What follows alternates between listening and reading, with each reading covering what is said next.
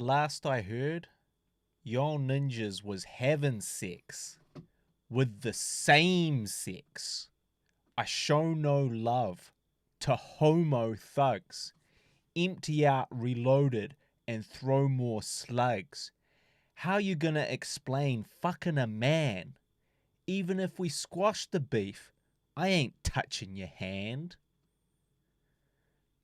Welcome to the Guy Harley Podcast. I'm Guy Pigden. It was good to see that you began the show with those homophobic lyrics. I assume it's going somewhere. Yes, it is going somewhere. Because that is actually DMX. Those lyrics are from DMX, from Where the Hood At, one of his famous songs. And unfortunately, DMX has suffered a major heart attack. And he has been taken to the intensive care unit hospital. And allegedly he's been taken off life support, but as in not to be dead, but because he's breathing himself, but he's showing little brain activity because he was being resuscitated for so long without oxygen. So he may have some brain damage. So well, judging by those lyrics, he might have been showing just a little not very much brain activity for quite a while.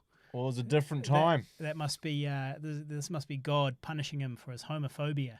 We all know that God loves the homosexuals, and so I have to assume that this is DMX's comeuppance for his homophobic lyrics from the 90s, early 2000s. Early 2000s, that one. Yeah, moderately forgivable, given that it was a different time. You can quote all sorts of Eminem lyrics from his actual famous club banging, super popular songs that were on MTV all day, and they're homophobic as fuck. Well, let's not forget the misogyny and all of it. Maybe it's just me. I kind of feel like misogyny is more forgivable than homophobia. I don't know. Like, if you had to choose one, which one would you choose? Was one of them worse than the other? I guess they're probably about the same. I guess it depends if you're on the receiving end of the misogyny or the homophobia. But good. I'm glad we began that with some DMX. He will be a very sad episode of Who's Dead next week. Well, shit, man, it will be a big one if he bites it. I mean, if you think about DMX, he had some of the anthems for our youth and for the club. So quite a few going on there. So including that one. X gonna give it to you. Yeah. So shout out to DMX. Hopefully he gets better. He's on the mend. This is a special live edition of the podcast. In fact, maybe we should move that Pepsi. It's a bit disrupting your... my chi. Yeah. So this is a live episode of the podcast because we're flying by the seat of our pants. We're not really checking the audio, and we're just hoping everything is working and it's all sounding good on the live stream. We don't know because we've only got one watcher, and that watcher is ourselves. Yeah. Let us know, Guy and Harley, if the audio's no good. If the audio's all right. Yeah. So we had to do a live one because we're having some internet issues at the moment. Yeah. The issue being that your internet is shit. The issue being that my room is out the back of the house. It's a woodshed out the back of the house. I live in the woodshed. I pay $265 a week to live in central Auckland in the woodshed out the back of somebody's house. And you take people back to the woodshed. Well, only if I'm very lucky. Only on the very, very odd occasion might that happen. And so I live out the back, and so the internet seems to be having a little bit of trouble there. But my flatmate did give me a tip today. He said, make sure you're on the 2G, not the 5G, because our internet has two options, the 2G or the 5G. Yeah. Apparently the 2G is better when it's further away, the 5G is better when it's closer. So I was like, all right, okay. So he says he uses the 2G when he's right at the other end of the house. And I was like, okay, cool. So now I just got to figure out how to do that. But I did try and run an Ethernet cable from my room out the door through the window into the house, and then plug it into the modem, and then I virtually chopped my Ethernet cable in half by closing the door. So you just severed it. So almost. Completely. Well, not it still functioned, but it has now it will break soon. Yes. Yeah, so shout out to a friend of the show, Richard Lambeth. He was like, I've been waiting for this podcast to start for a long time. It says that we're starting soon, and it never happened on the YouTube. Was this from last night? Yeah, from last night. Yeah. So, sorry about that, Richard. Sorry about that, Richard, mate. Do apologise. So what's been going on? Well, it sounds like you've been a lot more active than me, shooting skits, becoming an internet sensation, internet short-form content creator without me. I've become a gear reviewer. Yeah. So I review gear now. And how's the new channel doing? The Savage Filmmaker, it's been doing pretty well.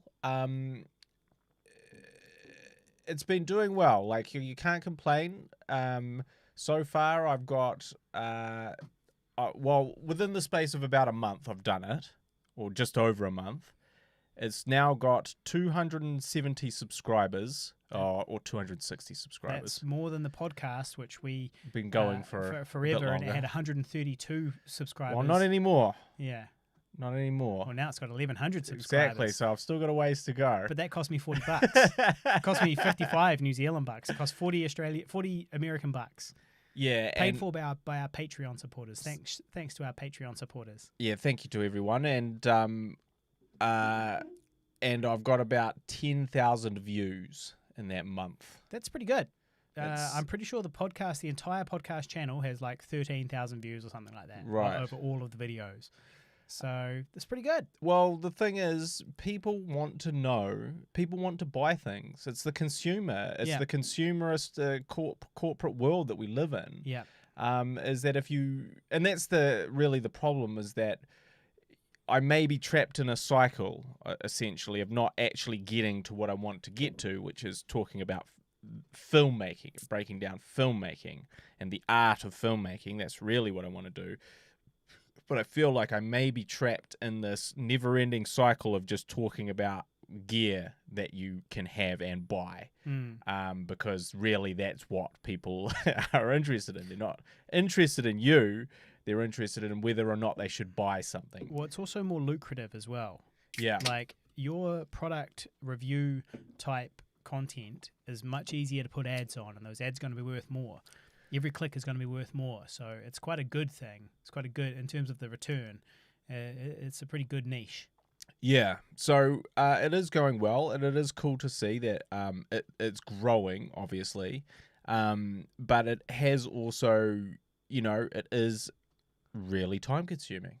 And, that's really that whole thing is like, they say it's a when you're a content creator, it starts off that all you're doing is giving. So, and what you're getting back is very little. And then hopefully the pendulum swings a little bit. So you're also getting back from what you're giving to, and at a certain point, hopefully you're not giving everything and getting nothing. Yeah, you're not just the top, you're also a bottom. Yeah, but at the moment, I'm just the bottom. Yeah. Well, that's the way it works. For several years, when you start out, you're just the bottom. You just got to sit there and take it. You just got to believe that one day you'll be the top. Yeah. So we shot a skit which will probably not be coming out for a very long period of time. A little Star Wars skit the other night, testing one of the gear that I talk about, which is basically I'm the Pocket 6K Pro guy, which is the new camera that I have. And basically I just talk about all the different features of that camera, and then I use that camera in different environments to show this is what this is like, this is what that's like. And so we shot a little skit, a little Star Wars skit at night, and we had the very talented and long-suffering Julie Clark in to do some makeup, and Isaac Newcomb to DOP it, and it was cool. It was a fun shoot.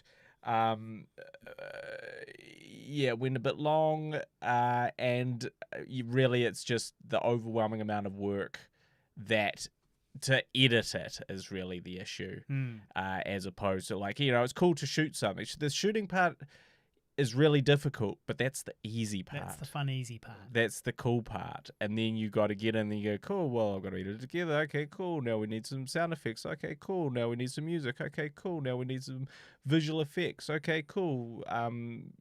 3 years have passed.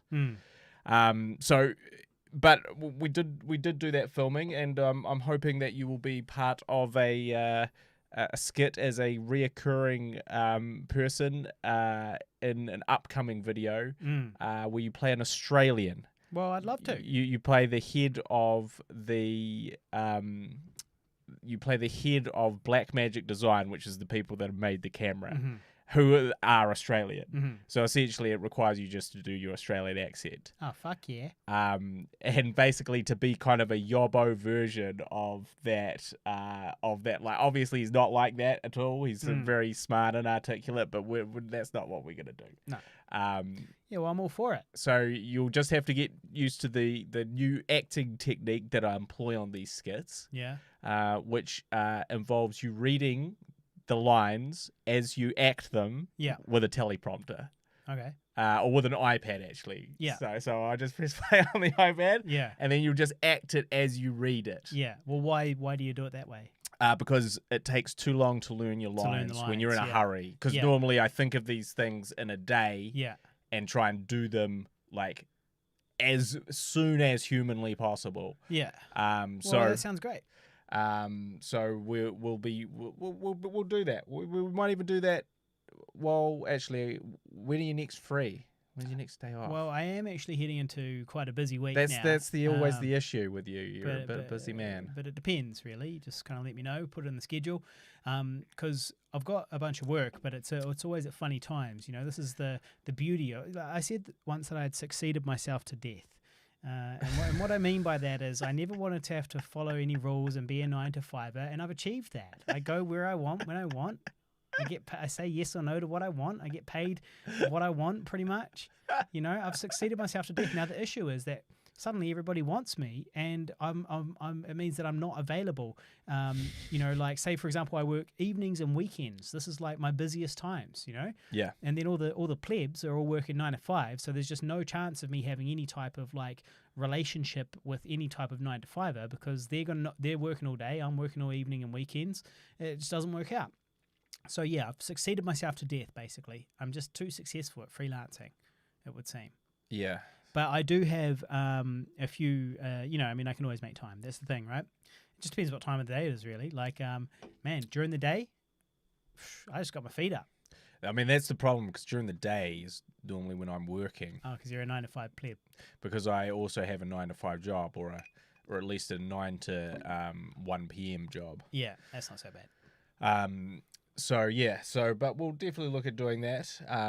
The problem is, and I've set a very dangerous precedent with this channel, and that I've put a lot of effort into the work that I've done so far, and a lot of time in terms of like the edits and the reviews and stuff like that. So once you've set that standard, you can't then start turning in things that aren't that are very half-assed by comparison, or people like, well, I came for the reviews, I came for the in-depth discussion on this thing, and now all you're giving me is like a very, because you just wanted to, I'm on to you, just needed an update this week, you just wanted to pump something out.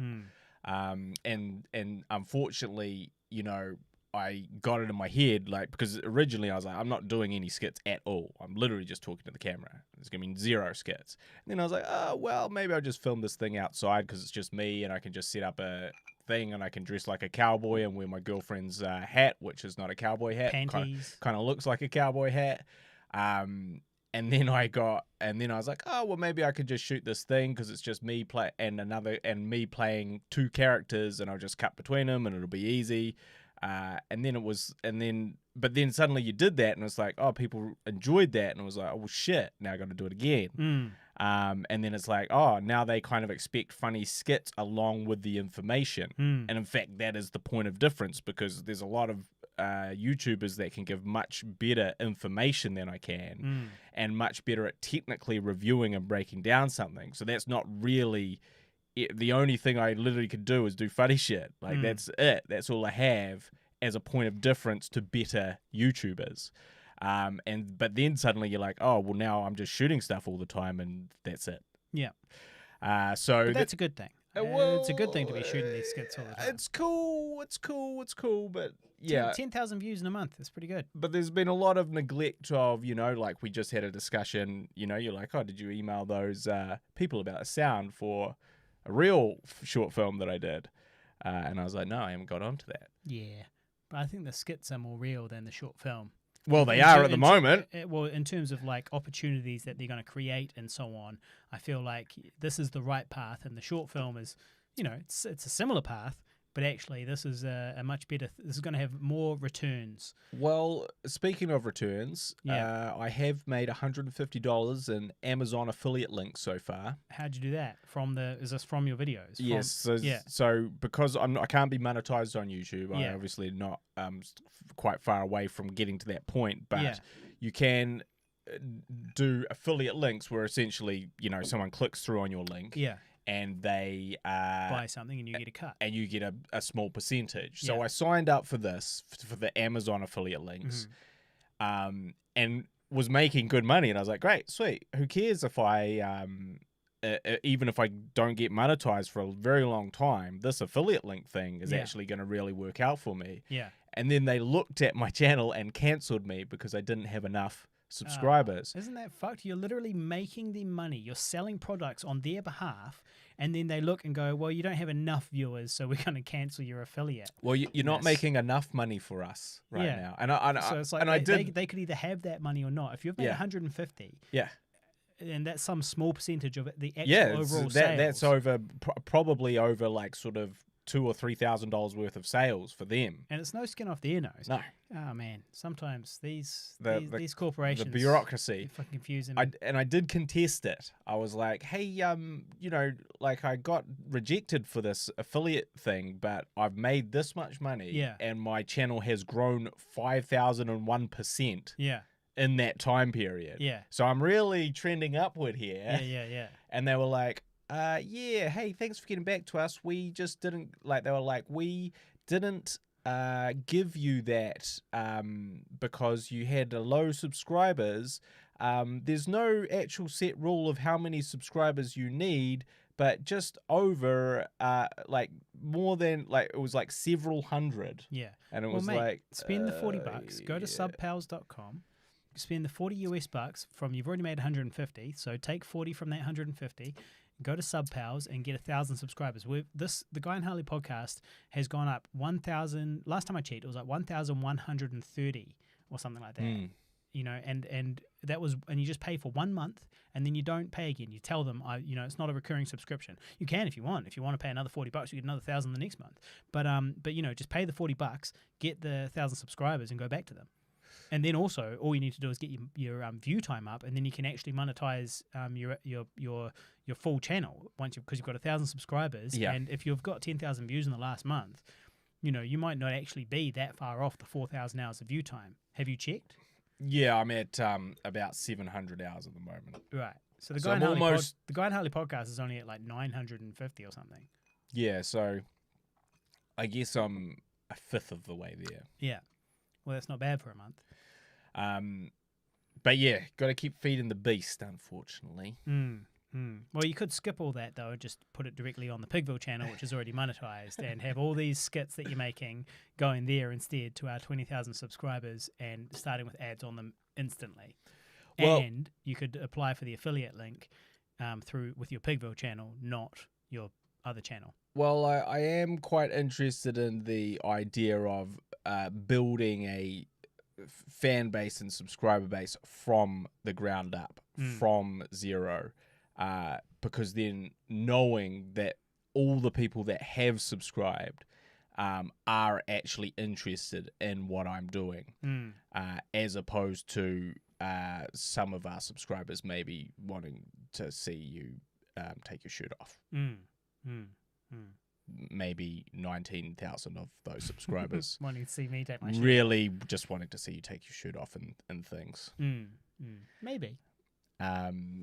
So yeah, but yeah, so I have been chipping away at that and doing some marking of students' work because I'm a teacher, and I am also about to embark on for the first time in my adult life seeking a qualification for the first time in my adult life, Yeah.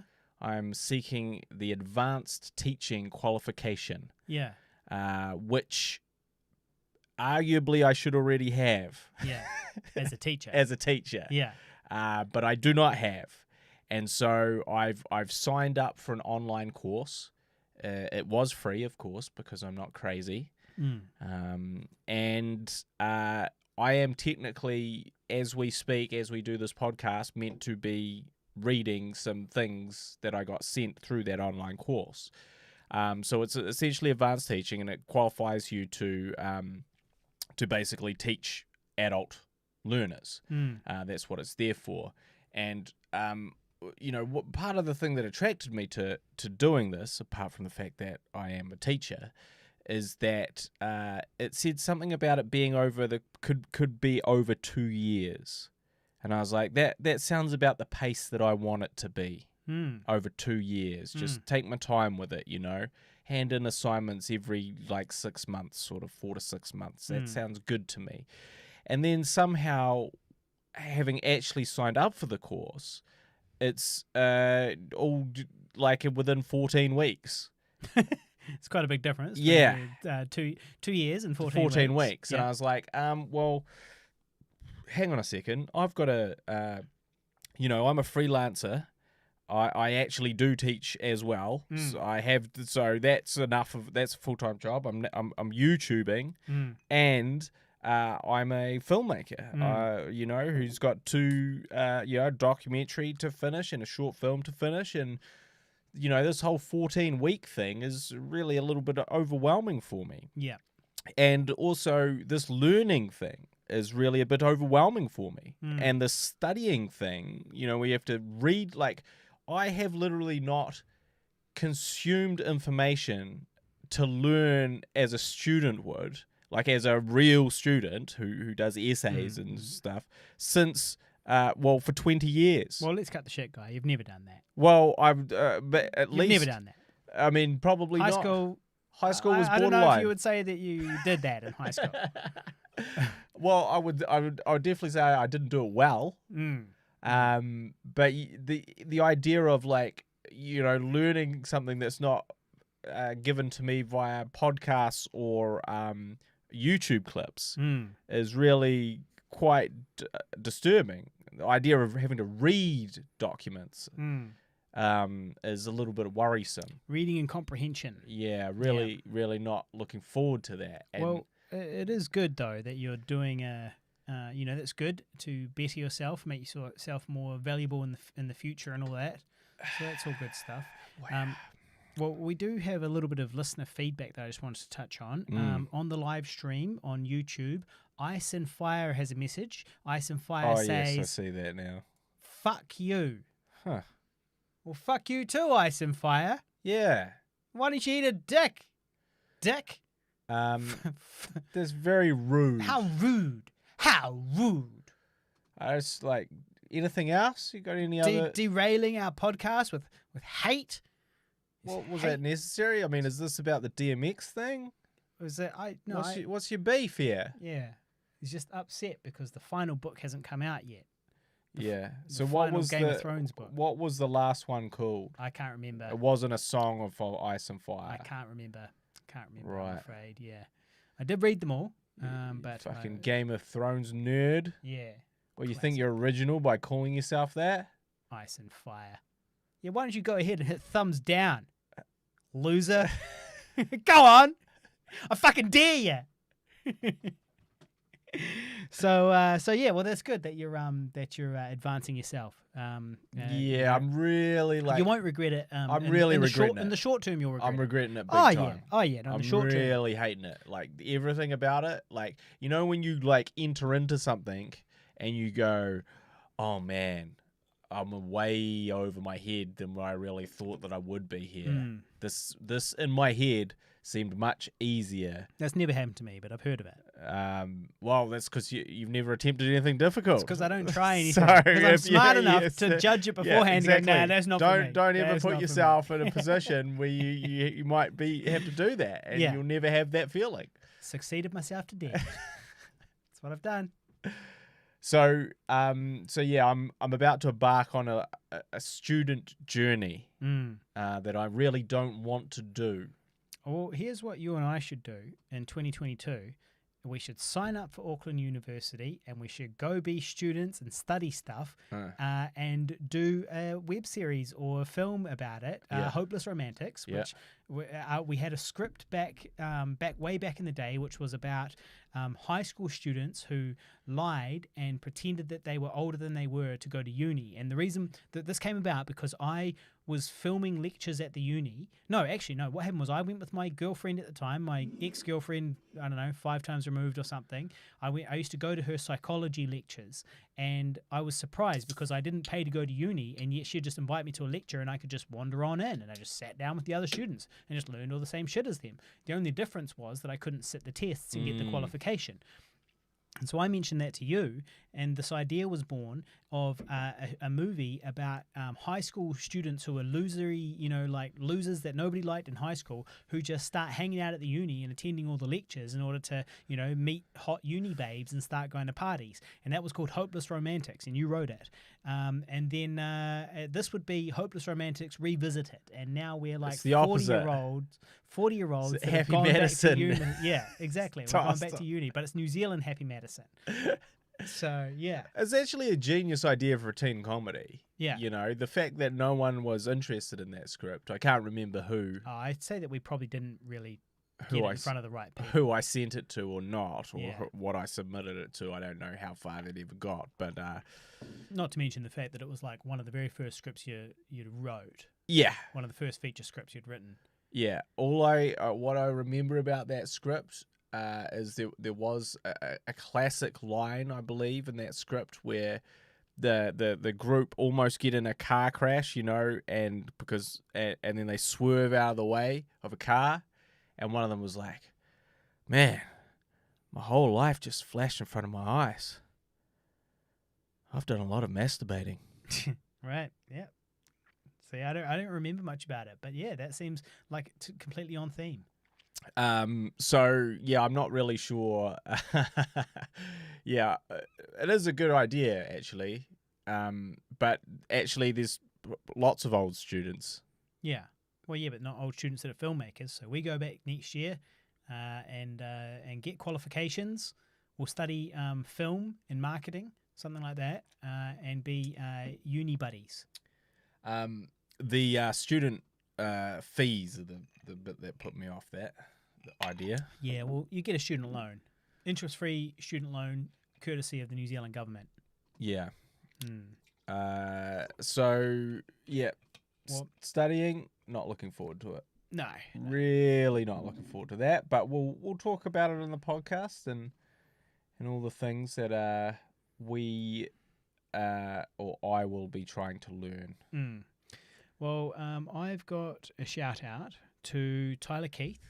Yep. AKA Tyler, the website creator. Tyler, the half-done website creator. Tyler, the never actually made the website harleyneville.com. I believe I paid for the domain and everything. Tyler, the aforementioned but has not done website creator. This was 4 years ago, maybe. Could be 3 years ago. Tyler, the website creator. He did contact me though, and he does often contact me with useful tidbits. So thank you, Tyler. Please continue to do so. And he contacted me with some good news that Howie Mandel. Do you know this guy? Yeah, I have heard of him. You've heard of him? So he's he's a Canadian comedian and TV presenter and sometimes actor, yep. Who's been doing stuff for 50 years, or he's been around 50 years, something like that. He's been around for a long time doing this stuff. And he was on the Ellen DeGeneres show, and in it... which you've also been on. Which I've also been on, the half-hairy man from the internet. One of my greatest claims to fame. Yep. And so he was plugging the films that he had been watching during lockdown, and I shared this on the Facebook page, facebook.com/Guy&Harley. So if you want to go there, you can watch it for yourself.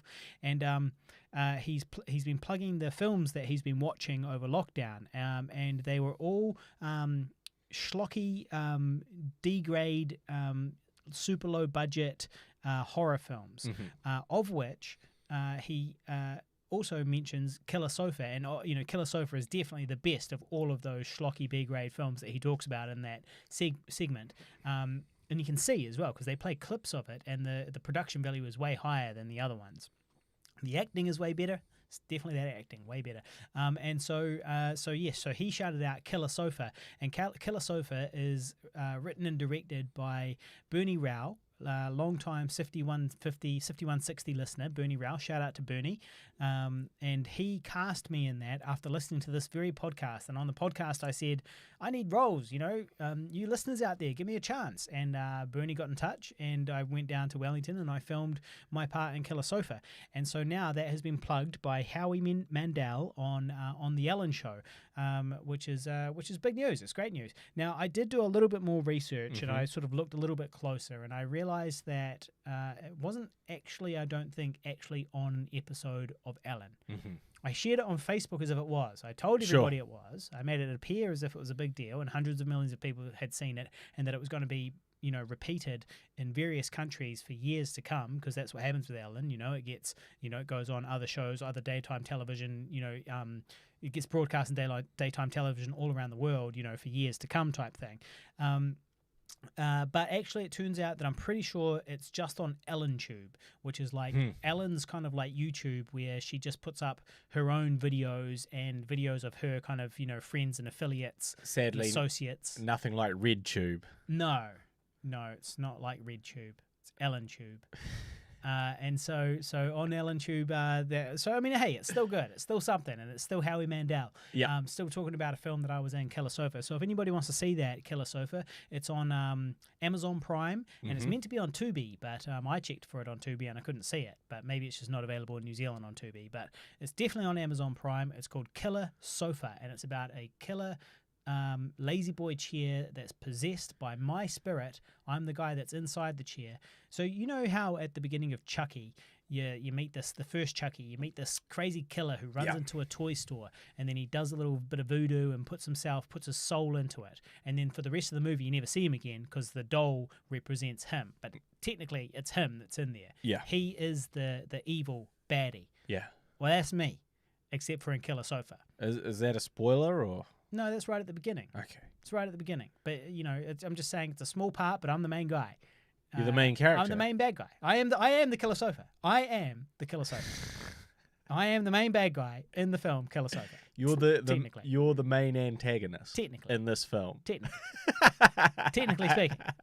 So you're the primary antagonist in this film. And you do see me a little bit a couple of times later. They do a couple of flashbacks to me. So you do still see me. But yeah, so Killer Sofa, go and check it out. If you want a B film about a lazy boy chair that kills people, go check out Killer Sofa on Amazon Prime and Tubi.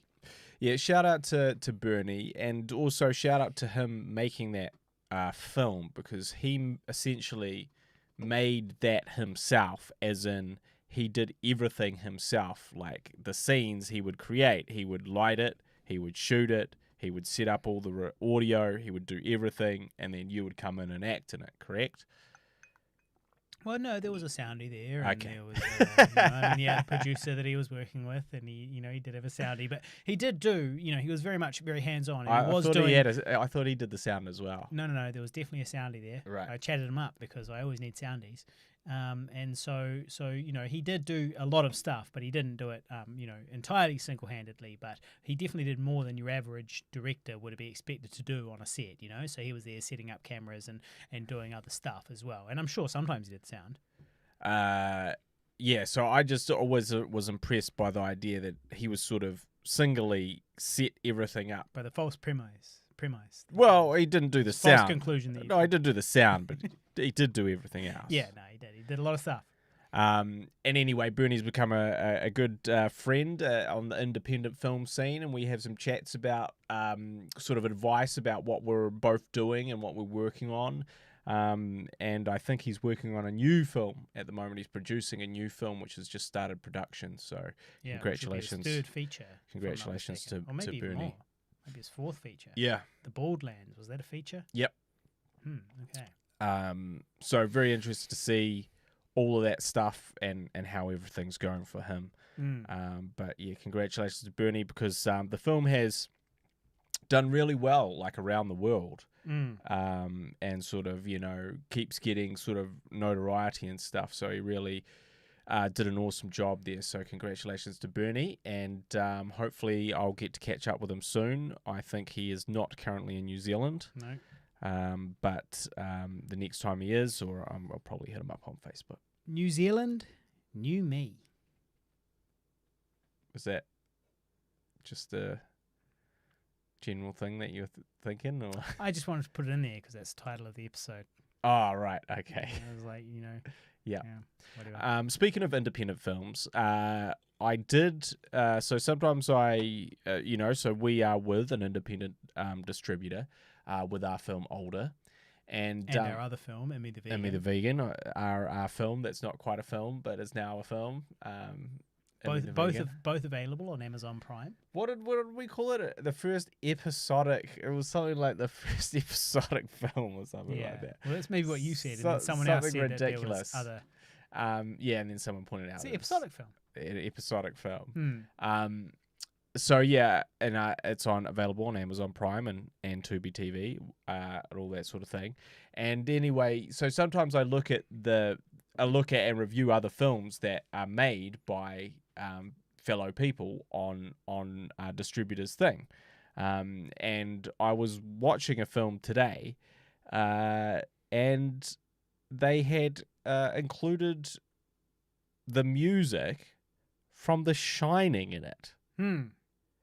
And that's weird that they got away with that. Well, it's kind of like one of the it's almost like who's not paying attention here? Everyone? Like is anyone? Because this is the thing, is like, are you sure it wasn't similar to but legally distinct from the music found in The Shining? It was 100% the music straight out of The Shining. And I know this because I've used that music myself as temp music when we've created some of our films. I've used this sort of temp music, and in that temp music is this music. But this music is in this guy's film, and I was like, what the fuck is this guy thinking? Like, don't get me wrong, don't steal music from other movies, right? That's rule number one. That's rule number one, is don't use music that you don't have the rights to. Otherwise, you're going to run into problems and have to reshoot a scene like we did in Older. We got some messages here from someone. Here we go. Yep. We'll read that out in a second. Yeah. Continue your line of thought. But anyway, so first off, don't take music, right, from somewhere else. If you're going to take music from somewhere else and use it in your film, take really obscure music from B movies that no one has ever heard of and is 100% not familiar with. Don't take music from the most famous horror in history that is constantly referenced and talked about ongoing day to day in The Shining and use that, because there's no, like, in terms of getting spotted or found out, that's got a real high chance. Well, literally just any composer, any film composer, just one film composer would need to watch your film and go, oh, I recognize that. Or anyone who's seen that film. Well, I wouldn't necessarily recognize that, but any composer would be like, they keep an ear out for this type of shit. They were like, oh, what's the score like in this film? And they'd be like, that is literally the score from an iconic horror film. And so starring Jack Nicholson. My concern is that, because, I watched the whole film, and, it really took a lot of effort, this film. Like, essentially they go back into an alternate reality from like 300 years ago, where like a witch is trying to take someone's soul or something like that. And they've got scenes out in the boat. They've got driving scenes. They've got scenes where like a giant ant-like tree monster tries to attack them.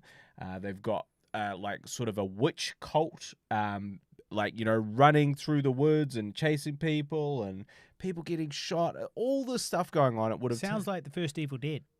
it would have taken an extreme amount of time to like add in all this stuff. It's not all practical. It's all heaps of visual effects and stuff.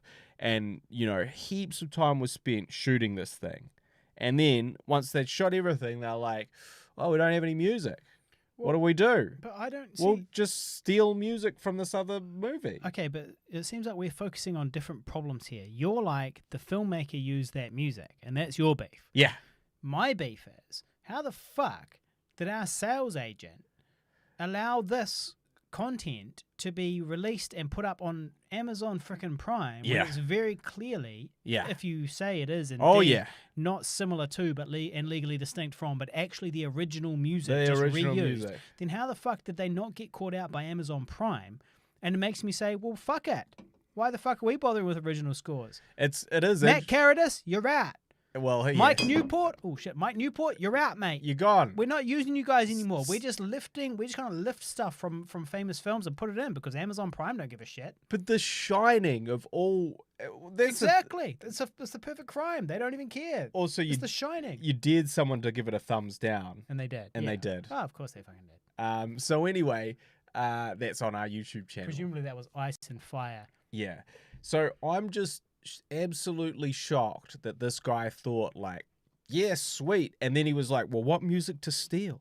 The Shining. Yeah, sweet. No one will notice. No one's really watched that obscure film by the most famous horror writer of all time and one of the most iconic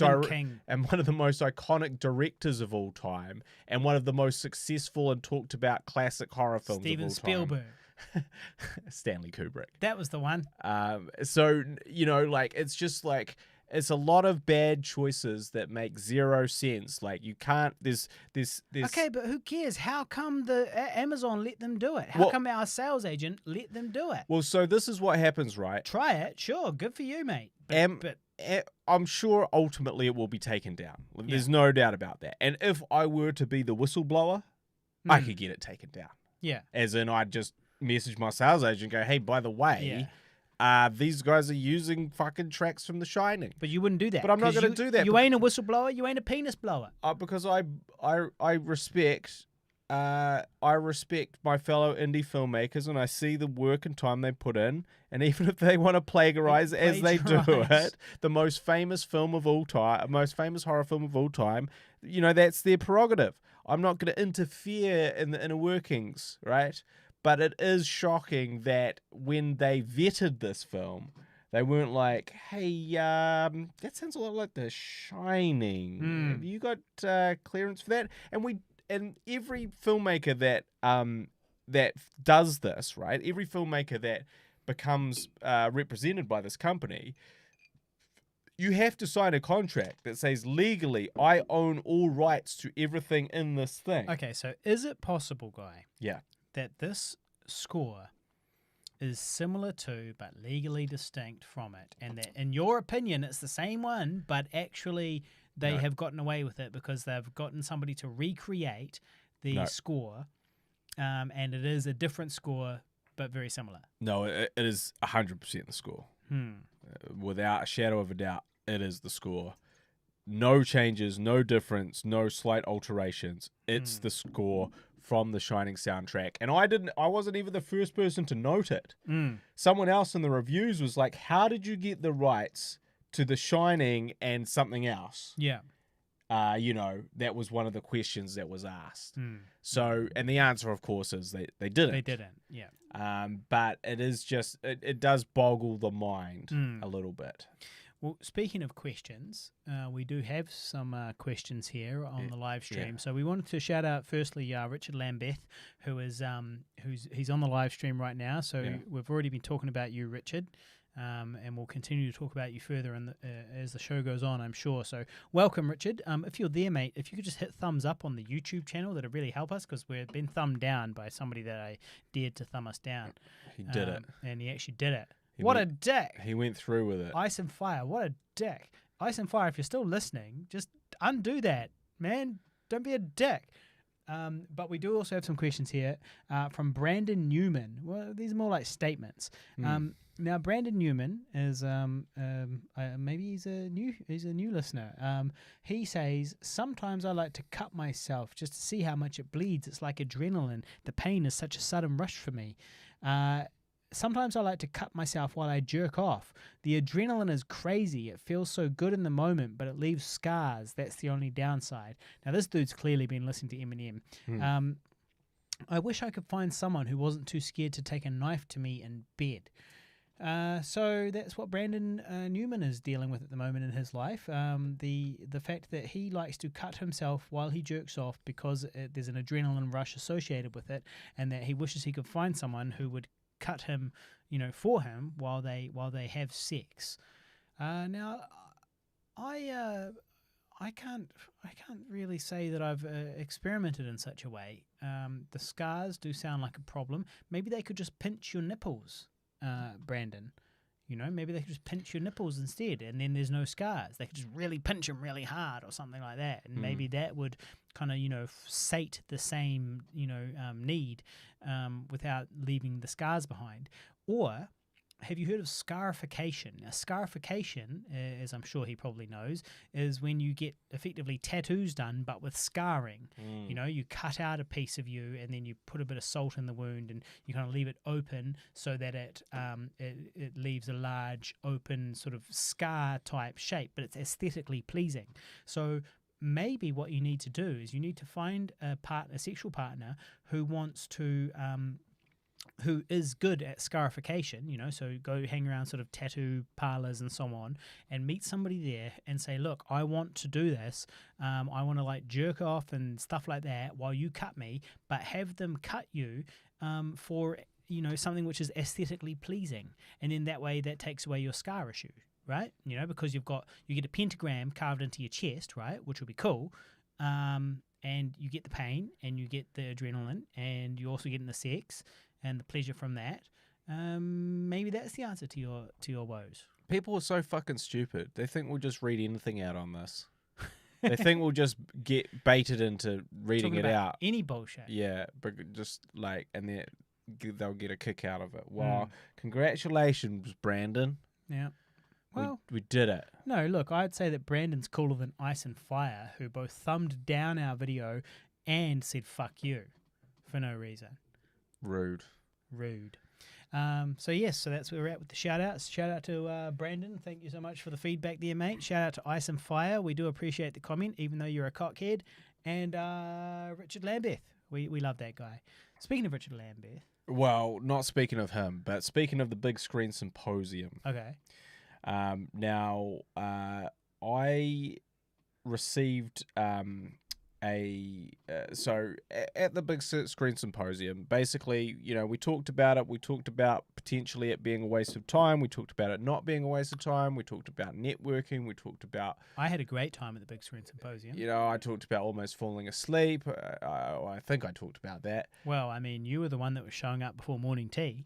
Yeah, everybody knows. You just skip. You simply skipped the first session on both days. Always skip the first session, people. It doesn't matter what it is. The Big Screen Symposium, any of these all-day type networking conferences, don't show up before morning tea. Nobody gives a shit. Show up at morning tea time. You're fresh. You're revitalized. You show up. You have a breakfast. Have a coffee. It's all free. It's all there. And then you're straight into the networking. Then you spend the rest of the day, learning and so on. Yeah, so I was not Nothing good happens before 10 a.m. That's the rule. This is true. There's a rule. That is true. There's a rule about clubbing, right? And the rule about clubbing is that nothing good happens after 2 a.m. Well, there's a rule about networking, which is that I thought you nothing meant good a rule happens. About the day in general. Nothing. Just as in. Well, that too. Anything right? before. Yeah. Nothing good happens before 10 a.m. Well, that too. But also networking events. Nothing good happens before 10 a.m. Don't worry. The cool kids aren't showing up there at 9 a.m., 8 a.m. But I did talk to a lot of producers there. And I talked about the potential of maybe, working on something. And, Did you talk to them before 10 a.m.? Well, this particular conversation was after 10 a.m. Yeah, unsurprising. But, for people because this is a filmmaking podcast. It's a podcast about our lives. And, so sometimes you want to peel back the curtain a little bit. And you want to show exactly, what these conversations are like at the Big Screen Symposium. And I had one such conversation, which I managed to record.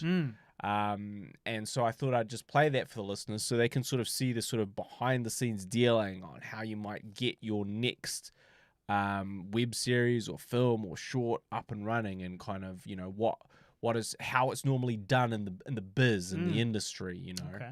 So you recorded this, yeah, I did. clandestine. Well, no, I was like, hey, is it cool if I record this conversation for the podcast? And they were like, yeah, sure, of course. I mean, this is the standard thing that happens every day, so why would we, tell you not to record it?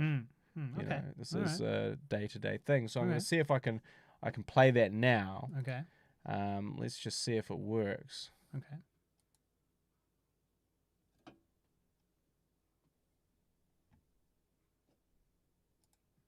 Mr. Pigden, why don't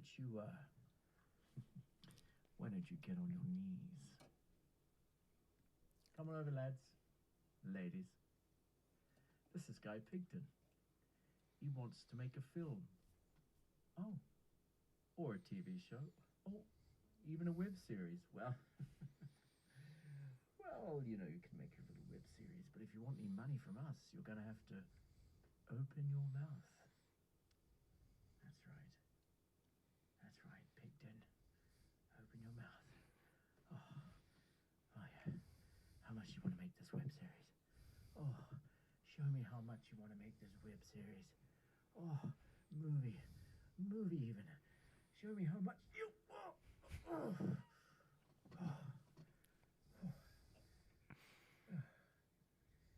Email us on Monday.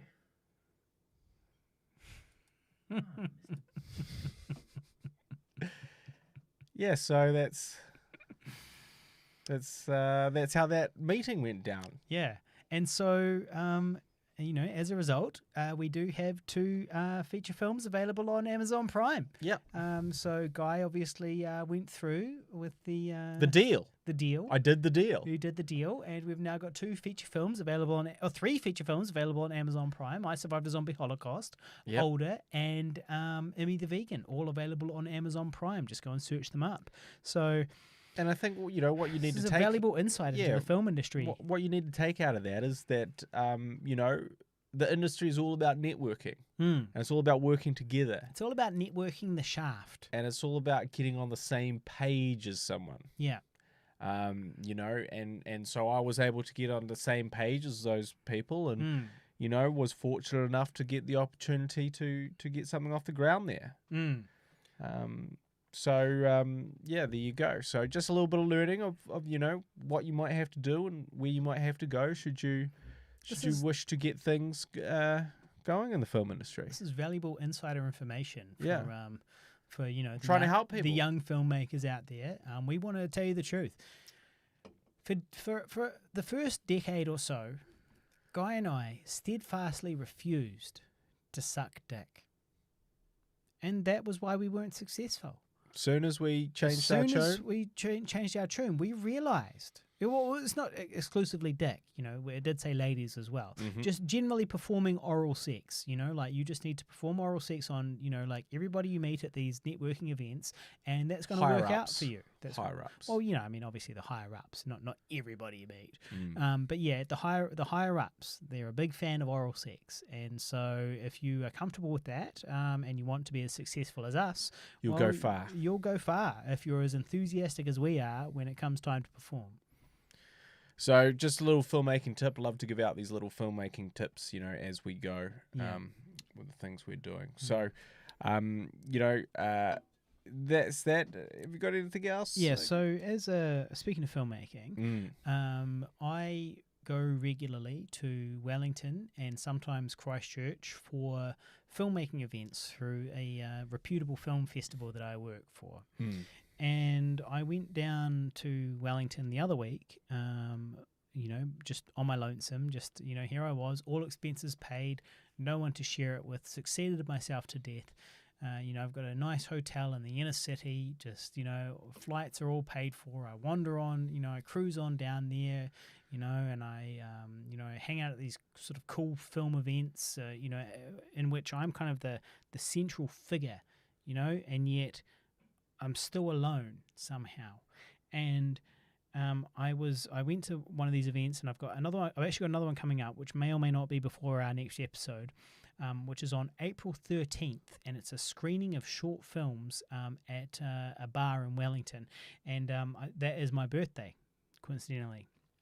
Now, I went down there the other week, and I was hanging out by myself, and I finished, this thing I was working on, and I wandered down to the pub, and I bumped into an old drunk, sort of a mirror, the ghost of Christmas future there, and he was this lonely old drunk at the pub, But it turned out that his wife was actually inside, and we were chatting away, having a good yarn. He wasn't a bad guy, and we were having a good chat. And I was like, well, what would your advice be for the 7-year-old version of you?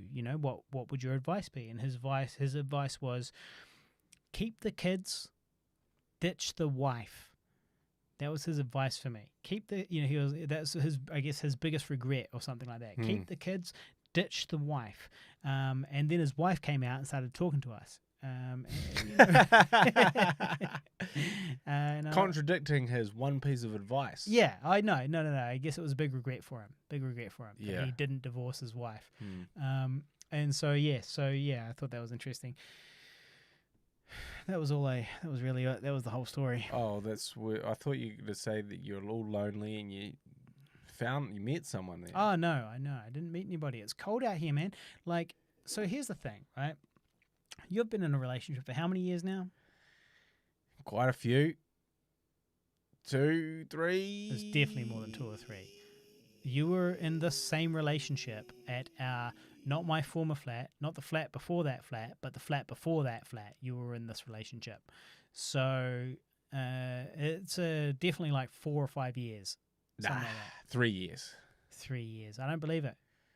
3 years. You would know, but I don't believe it. It's been 4 or 5 years, and so yes, it's cold out here. Is all I'm saying. So you better hold on to that relationship. Oh, is that where you're going with that? Yeah. You better hold on to that relationship, because as good as it might seem to be, like a bachelor, in the film biz, like moving and shaking and hanging out at parties and doing all this stuff. It's fucking cold out here, homie. It's a dry, cold desert, and it only gets harder. You're never going to do better. You're never going to do better. That's probably true. But look, I don't have to worry about that, because my girlfriend and I are currently seeking a partnership visa.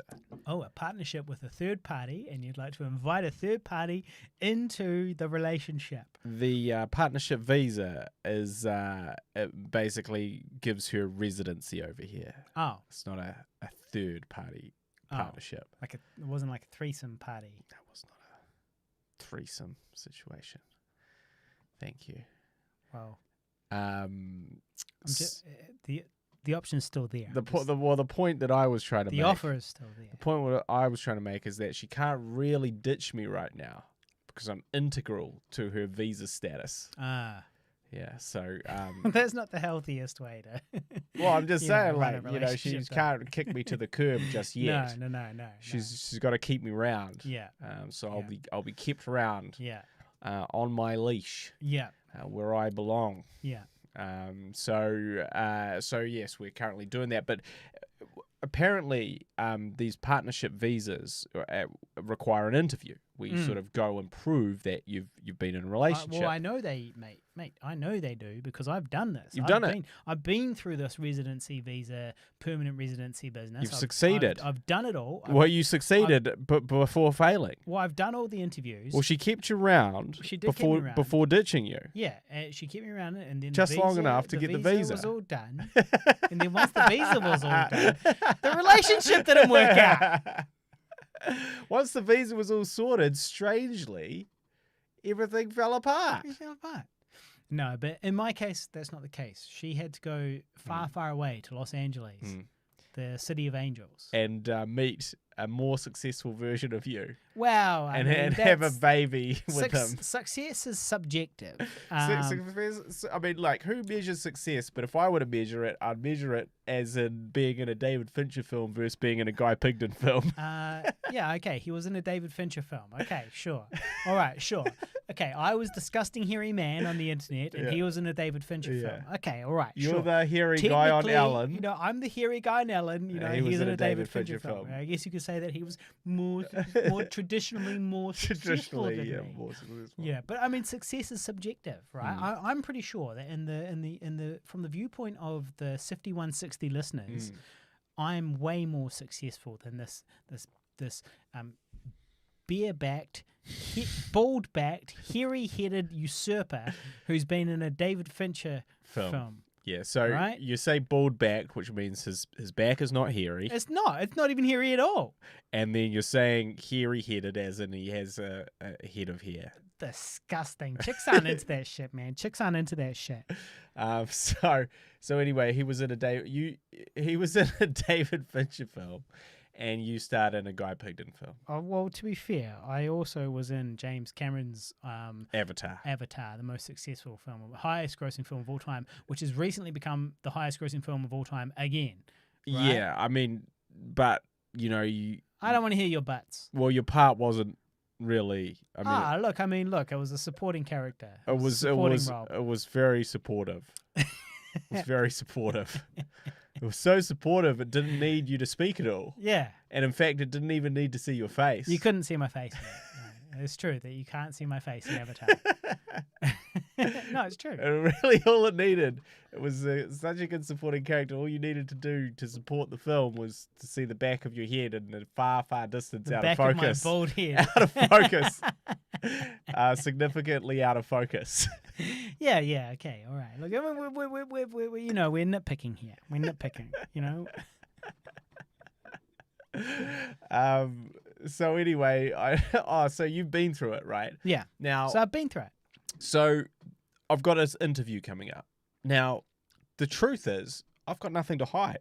Yeah. I'm in a relationship. Yeah. And I've been in a relationship.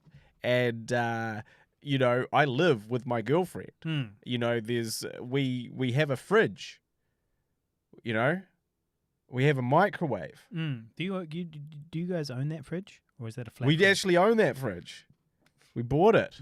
Or I bought it. Well, you must be in a relationship because no single man would ever buy a fridge. Exactly. It's like you'd never buy a washing machine. Yeah, I've got a washing machine. You've got a washing machine and a dryer. Oh man, And a dryer. I own them both. That's like We own them both. Yeah. So that's the real deal. So you Yeah. know you're in a relationship where you have a washing machine and a dryer. Yeah. That's actually really And a the way fridge. to confirm you're in a serious relationship. Yeah. You're in a partnership. Yeah. So I'm in a partnership. If this partnership ever goes south, you should definitely keep a hold of all of those appliances. I need them. And well, you don't really need them. Any flat you go to will have them.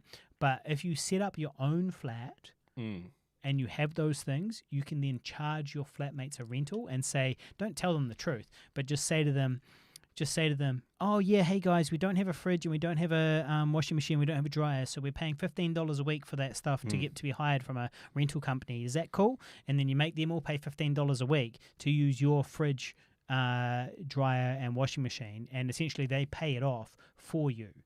But you've got to establish that by setting up a new flat, putting it in, and then including it in the rent. Right. This is the type of shit that I do. This So is the all kind I of have to motherfucker do I am. You know? Is break up with my girlfriend. Yeah. Keep my appliances. No, I'm just saying. Move house. If that happens. And rent out that No, I'm stuff. just saying that if that happens, just Okay. hold on to it. I'm saying don't sell it off.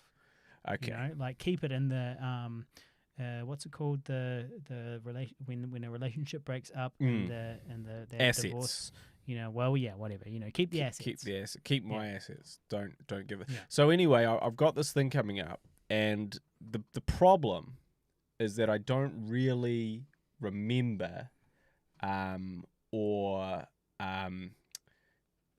problem is I don't really remember any dates or any significant life events. Right? That's my cross to bear. Okay. So because I don't remember those things, when they come time for this interview and they're like, when's your girlfriend's birthday? And I'm like, well, pass. Yeah. I mean, the like, fuck what do am I, know? a miracle worker? What am I, Jesus? What am I, a good boyfriend? What do you expect? Like, just we're in a very serious relationship, but I don't remember her exact birthday. Yeah. You know, we're in a very serious relationship, but I don't remember the exact date we met. Well, We were in a lot of serious things, but apparently these types of the questions get asked. What questions were asked to you? Truthfully, I don't remember. I can't remember. I can't remember what they asked, but I was the same as you. I was like, I've got nothing to worry about. I'm legitimately in a relationship with this person. So, like, what is it? You know, like, whatever they asked me, I'll know the gist of it. And it was all good in the end. And we had like years worth of photos of us like being in the same place and doing the same thing. You know, and I also I had to go through my Facebook messages. Which actually, it turns out, little known fact, if you know the correct, you know, codes, you know, to the correct incantations to whisper to the machine god, you can actually get your entire history of chat with a person from Facebook, and then you can look, including pictures. Well, I think everything, yeah. All right. and so you can go through there, and so I did that. I went and I did the incantations to the, you know, Zuck, the machine god, and I managed to get our entire chat history, my girlfriend, my ex-girlfriend, you know, and our entire chat history, and I went through there and I picked out little like bits and pieces that proved that, you know, 4 years ago we were in a relationship or whatever, and it was very helpful. But I did need that stuff. But I don't remember the specifics of like of the questions, exactly what they asked me. Because we're on the list. We're going for this interview, and basically it's come down to me not fucking it up. Yeah. Well, I think you'll be fine. I think you'll be fine. See, the big problem I had was that you know, I did all that stuff. You know, like typically I would, you know, a person. Look, our relationship was very legitimate. It really, really was. But it is a funny coincidence that we did all that stuff, you know, and she got the permanent residency. And then she went away. And now she's still got the permanent residency, and, you know, here I am. And she's in a new relationship. Now she's got dual citizenship almost.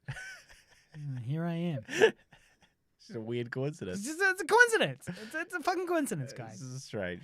Yeah. Operation sweet. Flying Sparrow. I'll get her back one day. It's weird. I'll get her back one day.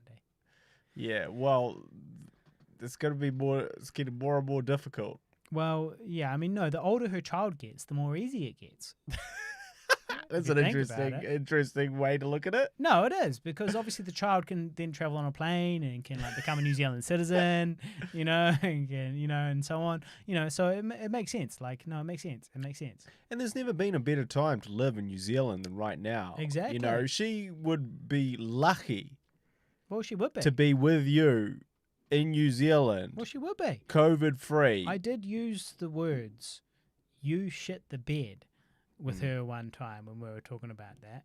I bet she enjoyed that. Well, she didn't seem to take it as the joke I intended it to have. Yeah, I was like, haha, yeah, you really shit the bed. Smiley face.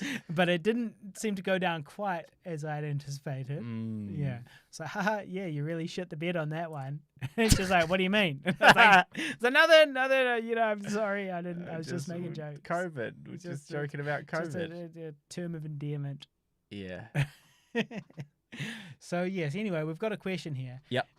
From this person who I cannot see very well, but they say, what's the deal with the Snyder Cut? Now, we did talk about the Snyder Cut last year. We did. So we want to look at this bit. I just want to move it over there, so it's not right behind this. Yeah. And so he goes. So this is Gamer Jam on Twitch. So shout out to Gamer Jam. Please hit follow on your way through, mate. Thank you very much. And he's doing it in a Jerry Seinfeld voice. So do you want to be Jerry then? Because you're better at Jerry. Well, not really, but what's the deal with the Snyder Cut? A whole cut just for Snyder? Who is this guy? How come I don't get a cut? Target manager. I'm going to have to ask you to leave the store if you don't put on a mask. Well, I should have been target manager. Yeah. Sorry. I fucked that up. Do you want to go again? Okay. What's the deal with the Snyder Cut? A whole cut just for Snyder? Who is this guy? How come I don't get a cut? I'm going to have to ask you to leave the store if you don't put on a mask. There we go. We got it there in the end. We did. So shout out to Gamer Jane. Thank you for that very much. We do appreciate it very much. So the weird thing about the Snyder Cut, I said I made it halfway. Yeah, we talked about it last Time, right? yep. Now, so you telling me you still haven't finished No, I've made it the whole way now. because it's 4 hours. Yep, and- it's 4 hours. Yes. I got halfway. I got the whole way. It was a lot better than the original cut.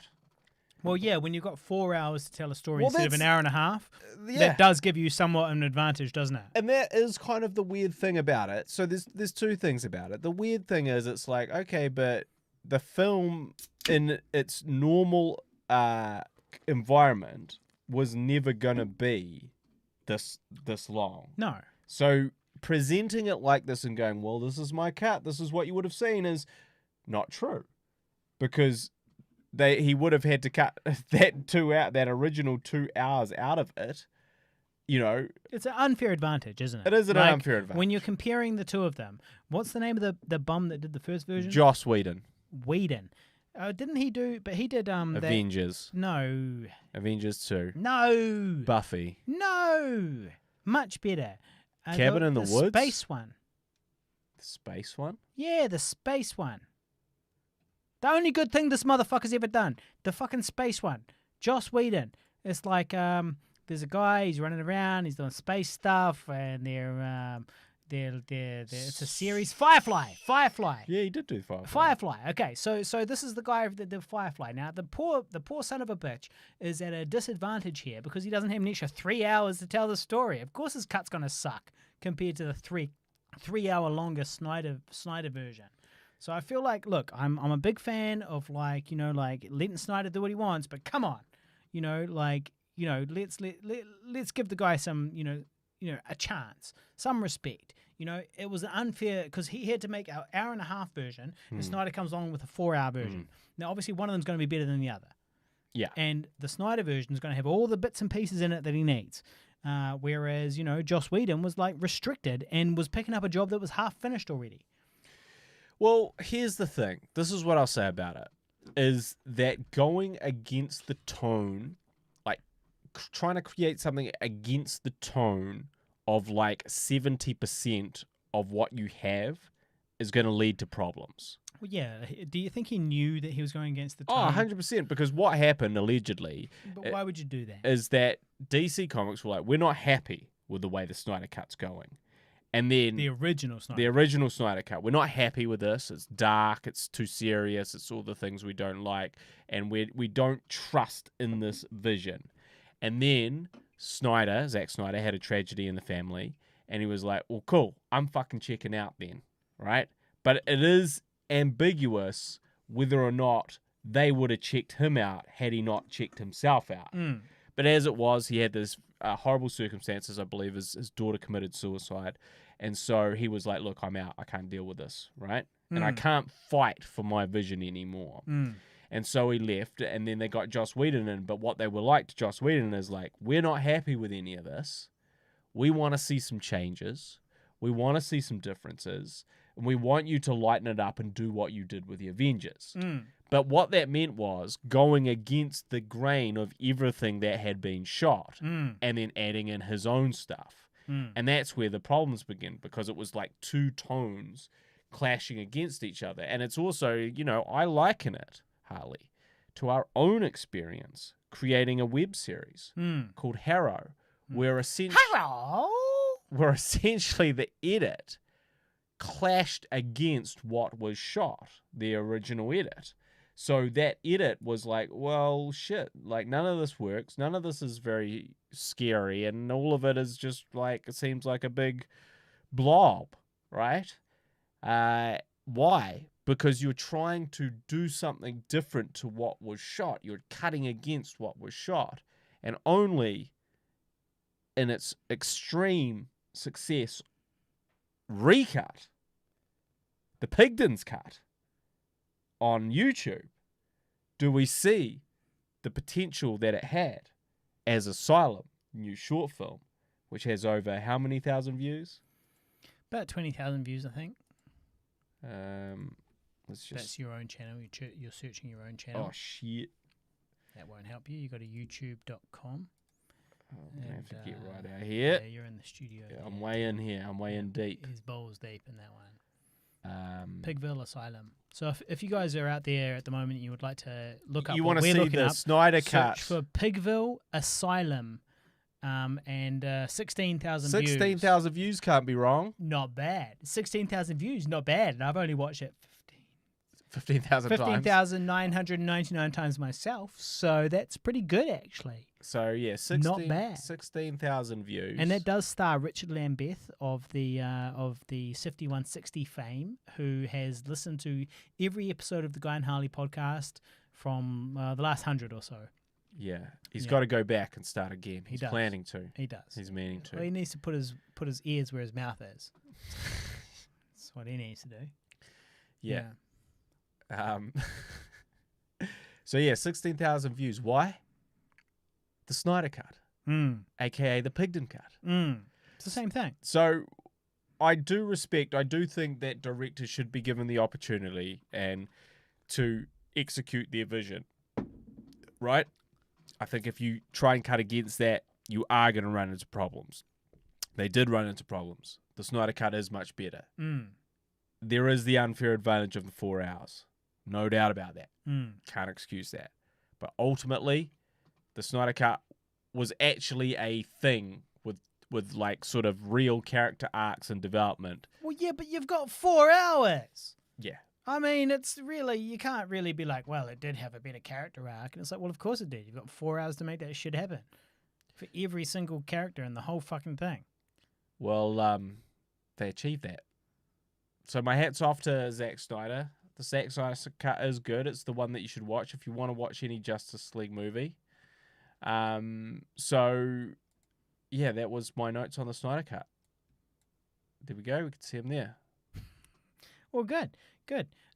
Speaking of movies, Yep. in an episode 201, I believe it was, you said that at the time of filming Out of the Blue, we were talking about Out of the Yep. Blue, the film that I had a role in, which I then got dropped from before You they got shot replaced by Carl Urban. I got exactly. I was re-listening to that episode, and because I was editing the episode, and in the episode, episode 201 of the Guy Harley Podcast, you say that they had just gone with someone local for my role, and I was like nodding and smiling, and I was like, yeah, sure, yeah, whatever. Well, that's what they said to you.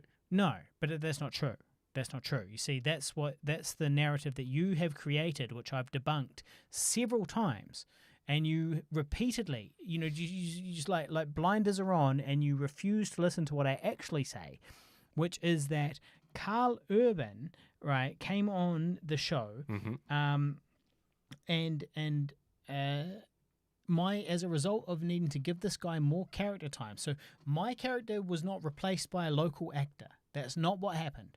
What happened was I had a role in this film, Out of the Blue. It was going to be my big break in New Zealand. I had just done Secondhand Wedding, and now I'm Top of the world. Now I'm going to go do Out of the Blue. Fuck yeah. And so what actually happened was Carl Urban signed up, and then they decided they needed more screen time for this big star who had just done Doom and fucking Judge Dredd, right? And then so they said, well, we need to give him more screen time. Let's consolidate some of the minor characters down into one character. So instead of having two people playing cop number 4 and cop number 3, we just have one person playing cop number 3. Yeah. Right? And so I was not local. I'm from Dunedin. It was filming in Dunedin, but I was based in Wellington. And I told them, I said, look, guys, I'll come down and I'll find my own accommodation. Don't worry about that. You just get me down there. I'm fucking keen as beans. But basically what happened was Carlo Urban came on, and then they consolidated my role into, and another role into one role. And that's really what's happened. But I guess to debunk that. Yeah. Because I think this is where the confusion is. But you're going to say that you've watched the movie and my scene is still there, but played by somebody else. Yeah. That's what you're about to say. I know. And it's like crazy that you can't be like, That's what consolidating the role means. No. They took someone else and they Yeah. gave him my lines and my scenes. I get what you're saying, but what I'm saying is the characters of the police were not melded together. All those characters But you didn't see the original script. still exist. No, I'm talking about from. That's what I'm saying. No, you're right. I did not see the original script, but the original events of the murder involved this many policemen. No, you don't know that. You're just making that up. You don't know how many policemen were involved. You know, like with the script said, like, okay, the original version of the script said we've got cop number 4, cop number 3, and cop 3 does this, cop 4 does that, and I was cop 4. It was like a minor character, right? But it was in this big film. And then they were like, okay, no, we don't need cop 4 anymore. We'll just consolidate. We'll give cop 4's lines to cop 3, and we'll just make cop 3 there. Because it's not a true exact replication of exactly what happened. There's a lot of stuff that's not exact. I think, though, because there was only a few cops that went there, right? And there was a few cops that were trapped there. And that's why this is why my issue, like, to me, this is the conspiracy.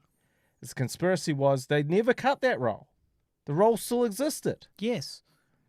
But because they combined it with But they another didn't role. combine it. But they did. Well, we can do a deep dive. But the thing is that you don't know, right? Well, no, but we you can. only know. You're right. Because of what I've told you. But well, no, the only way we can truly know is just to figure out how many cops were there.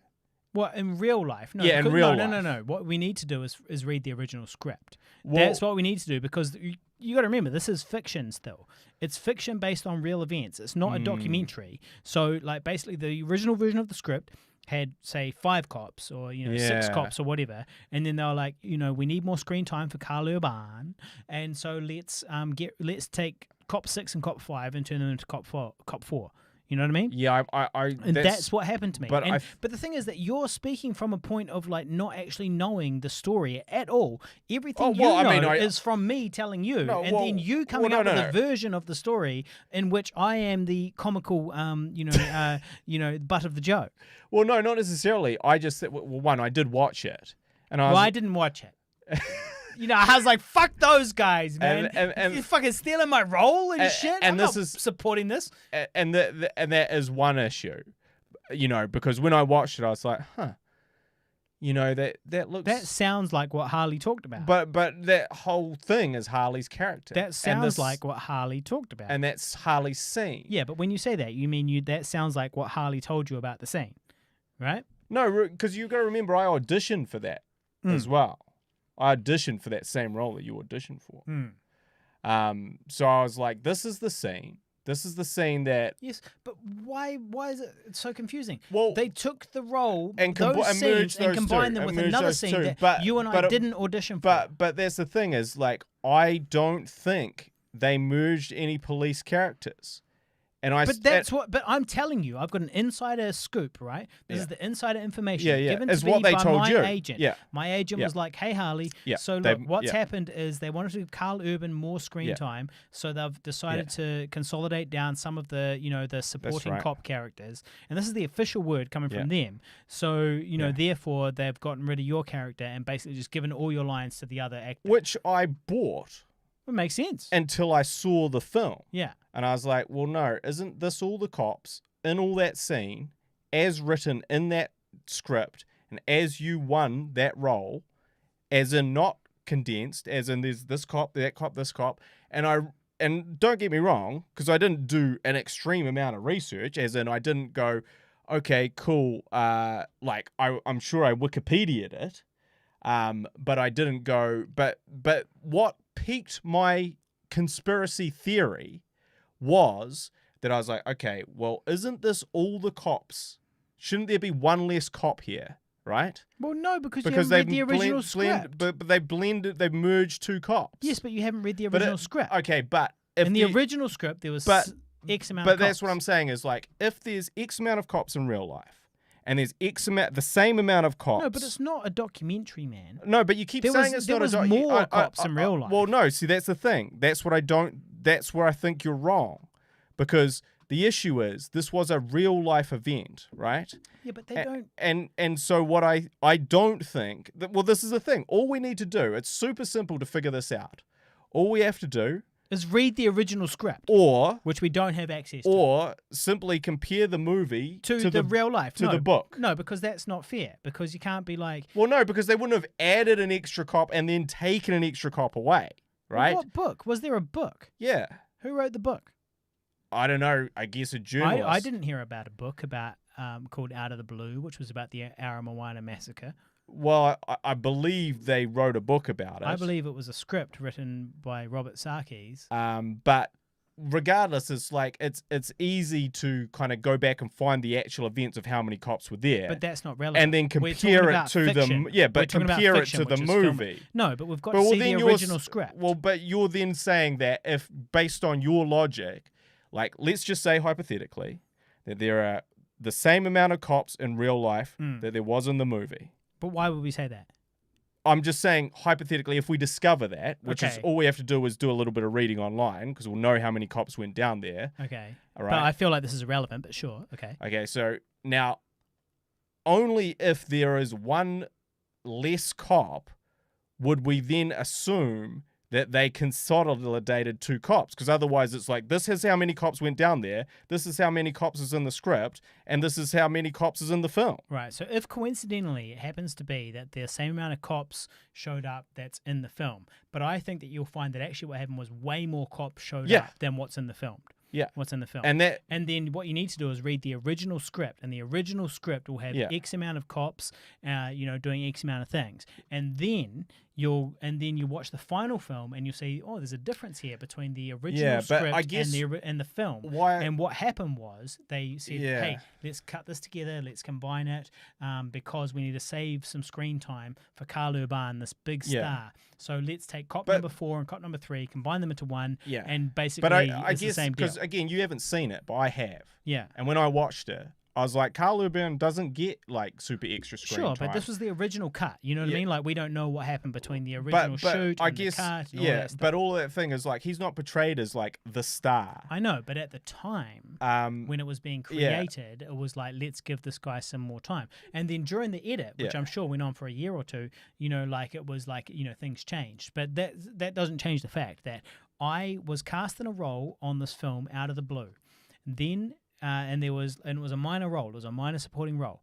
And then, as I was told directly by my agent, that they decided to consolidate my role into the role of another minor cop, so that cop would have a slightly bigger part. And what that would mean is that Karl Urban would have more time because the story has been sort of consolidated down. And that is the most logical and it makes the most sense. But your version is that they just, for some Recast you. reason, recast me. They were like, not for okay, he's some good. reason. We've given him the role, Yeah. and now we're going to just recast the local. Well, it was more like, we've given him the role, and they're like, oh, well, shit, we just got this guy down here. He's actually all right. We'll just use this guy instead. But 'cause that it's doesn't make any less sense. work. Why would you be like? Why would you be like looking at another person when once you've made your decision, you're like, okay, we've given the role to this person. Yeah. Now we've made this decision, but actually we're just going to give it to Bob. Well, you don't. I mean, you don't think that you might like sort of chop and change or change your mind? Not or... once you've contacted the actors and told them they have the role. Once you've contacted the actors and told them they have the role, you might be like, oh, actually, no, not really. No, I don't really think. I mean, we've never done that. No. Well, no, we haven't done that. Well, not It'd be by choice. Highly unprofessional if we were to do that. Not by choice. What would make more sense would be to consolidate those roles, 2 roles into one, and then they no longer need. And obviously, they're going to choose the one that's in Dunedin. The actor that's in Dunedin over the actor that's in Wellington. So they've got to consolidate 2 roles. Well, let's just get rid of the Wellington guy. Give all our lines to the Dunedin guy. But if we watch the movie, yeah, and we see that all those roles still exist, yeah, but that's don't, what happened. You're saying all the roles still exist, and Yeah. yet we don't know what roles existed because you haven't read the script, right? So you're saying all those roles still exist, but there's no actual reference for that. You're saying, there might have just been one more, there might have easily just been one more. And that is what happened. Like, that's literally what happened. And so basically, out of you and me, you and I have, I have more inside information than you because I was the one that got the role and got told by my agent. Now, you've come up with this conspiracy theory, which is not based on anything except for watching the movie, which has been sent through me. Everything has been sent through me. All the information you have has come through me and through watching the movie. Yeah. Right? For auditioning for that role as well myself. That's where all your information has come from. Yeah, so auditioning for the role myself, but watching the movie. That's irrelevant. Watching the movie, and I also don't think that I even, I was like, okay, what I think I did, but I can't remember because it was a long time ago that I watched it. But what happened is I sat down and watched it and I was like, what the fuck? This is nothing. This is absolutely the opposite of what they told Harley. That in my head, when I watched this movie, that's what I thought. Hold on. I was like, what the fuck? I was like, this is the opposite because this scene is still in here. This character... But because the scene's still in there. Yeah, it's consolidated. Yeah, okay, but it's... Okay, so... Okay, it's given to someone else. Yes. But I was like, okay, so the scene's still in here. This guy that looks a lot like Harley's character is still here. The guy that looks... Yes, that all makes sense. Yeah, so the guy that is Harley's character seems to still be in here. Yes. Right? Yes. Perfectly logical. Okay, right. So let me go and just see, well, how many cops were there? And then I'm pretty sure that I just Wikipedia'd the Aramoana story. Wikipedia didn't exist back then, but sure. Of course it did. Okay, mate. Wikipedia, and I was like, okay, so there's this many cops that went down there. And I was like, okay, and there's this many cops in the movie. So there's no cops that got cut out. Right, but you have no idea how many cops are in the movie or how many cops are in the thing. You're just kind of, clutching at straws now. Well, no, right? You don't have any hard facts to say to the listeners. Like I said, I'm not saying that I couldn't be wrong. Well, but what I'm saying... You are saying that you couldn't be wrong. No, I'm not saying that I Could can't. you be wrong, Guy? Of course I could be wrong. I think you might be wrong, mate. But you could also be wrong. No, well, the thing is, this whole story is being told from my perspective. Yeah, but all it would take is for your agent to let you down gently by saying they consolidated the role instead of they changed their mind. Okay, but why would they do that?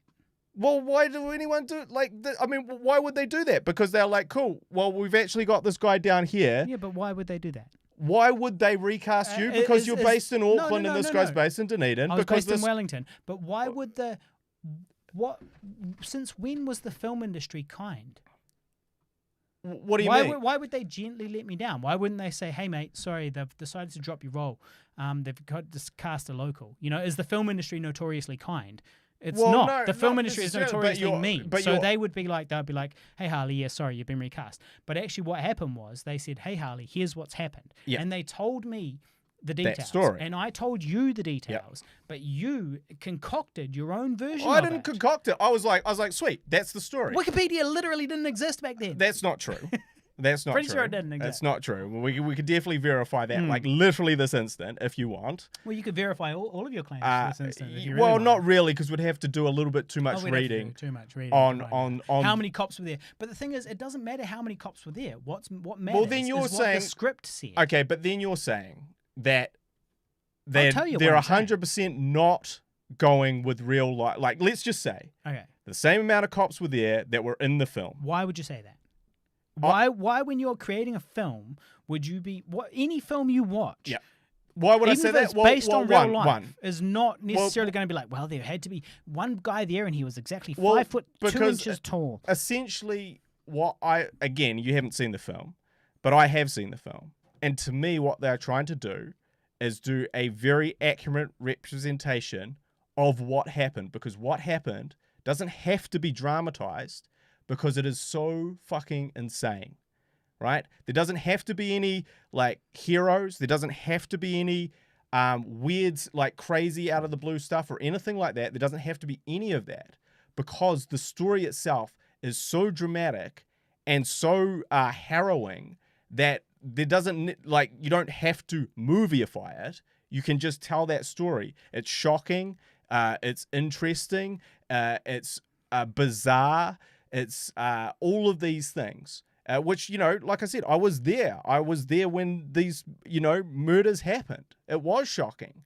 It was all these things. So if they simply just kind of did a movie version of exactly what happened And if these same cops were the ones that were there and they didn't cut any, then something doesn't add up with what you were told. Right. So if this and that, then this. Sure. Okay, sure. But the much shorter route is that it is a fictional story. It's a story based on real life, but that they were not trying to make every single person on screen had to be a real life person necessarily. That's crazy. You can't make a movie that way. Well, right? You've got to consolidate certain exactly, but you stories want down. exactly, but like the most interesting points of people were the cops that went there, and the people within the community that were trapped there Yeah. or that were killed there. Yeah. So the focus being those people. Of course, you don't have to go further out than that, but because there wasn't that many people within this bubble. There was there was enough to fit in a film without having to cut anyone, I think. Well, yeah, until you have a big Hollywood star who wants to be in your film. Then you need to start talking about cutting real life characters. No, don't. You need to start talking about cutting real life characters in order to give this big mainstream actor more screen time. Which is what happened. But that's not what happened, because if you actually... What is what happened? Because I'm fucking telling you, because I'm literally the person with the insider information. But what I'm saying is, like, if you watch the film... Yeah. They didn't do that with him. No, you don't know, because you didn't read the script and watch the film. If you read the script and watch the film, then you have authority to speak.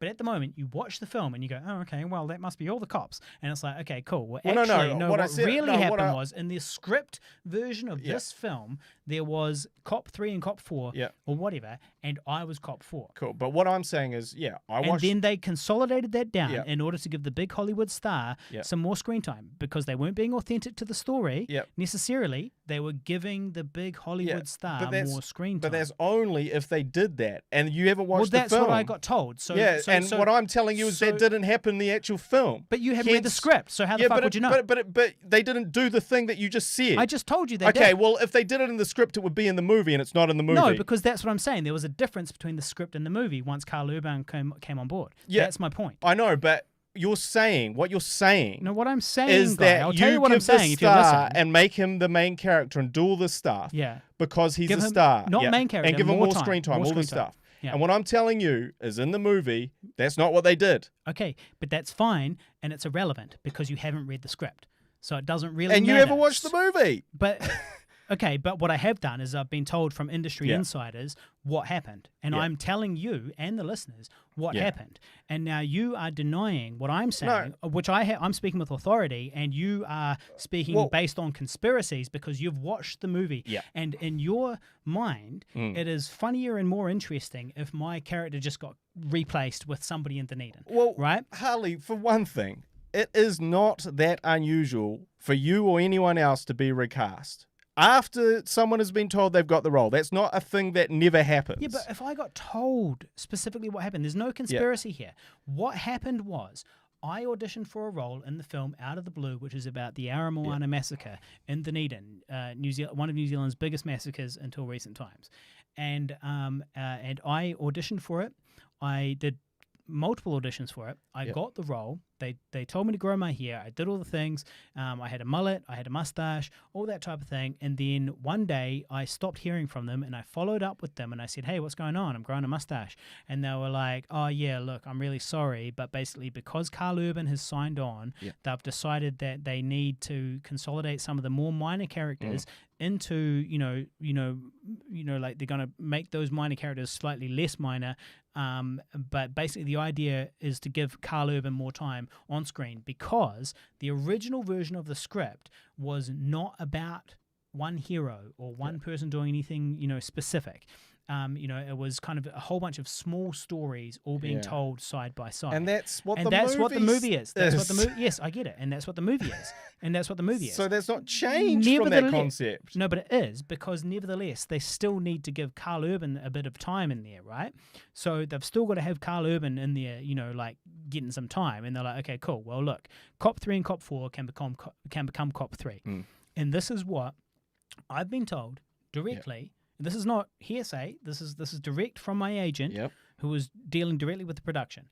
So Harley's role has been cut out in order to give the other guy who lives down in Dunedin more screen time so that Carl Urban's character can have more screen time. We're just simply getting rid of 4 and giving him to 3. Yeah. Right? And that's really where the story ends. That's the whole story. That's the whole story. Yes. But then there's your version of events, which is not grounded in reality anywhere, which is that you watched the movie and you saw the scenes that were our scenes, the scenes that we both auditioned for. Therefore, this is actually the narrative. The narrative is that, there's still all 4 of the cops, and that they just randomly decided to get rid of Harley from Wellington and replace him with Bob from Dunedin. But that's not based on anything whatsoever. So this is just your claim. No. And it's like, okay, so your claim is that, and my, facts that I've been given directly are more believable than your like speculations, basically. I guess we have to take your agent's word for it. Yeah. Unless we can. If it's my agent's word versus Guy's conspiracy theories. Well, but it doesn't have to be my conspiracy theory. All we need to verify is how many cops went to Amawana. No, what we need to do is read the script. Because the script, while based on reality, is not reality word for word. And so if you actually look into the Amawana event, I'm sure you'll find that actually there was more than 4 cops involved. Well, no. That actually there was another cop up on the hill, and there was another one that did this, that, the other thing. Yeah, okay. And that the script didn't necessarily reflect reality exactly, because scripts are... we're telling a story here, and sometimes you have to drop out characters and add extra characters and so on. And so that's basically what happened. To me, it just seems fishy. Yeah. Very fishy. But I feel like your motivation is that you want me to be the underdog. It's funnier. It's funnier that way. Well, no. If Harley had a role and then he lost it. When in reality, I'm telling you what happened, which was that Carl Urban came on board. They needed more screen time. I've got this from, good sources. They needed more screen time, and so they consolidated 2 minor characters, one of which was mine, into one character, and it made sense to use the Dunedin local actor instead of the Wellington actor. Sure. So it just made fully sense. It made full sense, right? And that's the whole story right there. Sure. But it also does seem fishy for someone watching the film to see your part, seemingly your scenes, played by someone else. Because, of course, those scenes are going to be played by somebody else if they've been consolidated into another role. Or they wouldn't be there. No, the scenes still exist. Why? This is the problem. This is where we're miscommunicating. Like, the scenes still exist, but cop number 3 is doing the scenes of cop number 3 and 4. Cop number 4. Okay, yeah. But, okay, cool. But, okay. Sure. That's it. Okay. So that's really the out of the blue argument right there. Yeah. Again, that's it, right? You believe what your agent has told you. Yes, and you believe what you've made up. And I believe that it's possible. Well, it's all possible, mate. Anything's possible in this world. Because having watched the film, and having seen, and not comprehending that 2 characters could be turned into one, having seen that it seems like there's the same amount of cops there. Yeah. But you haven't Googled and you don't actually know. And the same amount of cops there because it's a true event, so there's not made up cops or anything. Yeah. Seems to me that there's the same amount of cops there, and your same. But you don't know how many cops there was originally, and you're just not doing that role. So because why not? Because we don't need that guy anymore. So we'll just not use him. We'll just not use Harley. Well, possibly. That makes sense. Yeah, possibly. I mean, it's all possible. It's not as logical as the actual explanation, which I have. But, Well, no, that would be logical if there was your scene not there, for sure, because that's how they cut your scene. There. My scene is going to be in there. So we're not talking about my scene not being there. My scene is in there. It's been given to somebody else. It's been consolidated into another role because it was 2 minor cop roles. Let's turn it into one and give Carl more time. Yeah. Carl from Doom. Carl from Judge Dredd. But if Carl wasn't given more time as well... Then, no, but that's the thing, right? We have no idea what happened in the edit and post-production and all that type of stuff. That's a whole other thing, right? So originally, when they were doing this, when they were at the casting phase, they were like, Carl Urban is on board. So we need to make some space for this guy because he's just been in Doom and Judge Dredd. And he's a big fucking deal. And that's basically what happened. Yeah. Well, I'd encourage you to watch the film. Well, I will check it out when I'm not so bitter. I'm not so horribly bitter. Should we have a look and see if we've got any up here? No, we don't. Well, that's really the end of my notes. I just wanted to bring that up because I smiled and nodded in the previous episode when you said that stuff, and then it wasn't until I was editing it that I was like, wait a minute, Guy's just running his own narrative again. And I'm smiling and nodding as if it is in any way logical. Well, look, I've only made up that narrative based on what I saw. You've made it up based on watching the film. Yeah. yeah, that's right.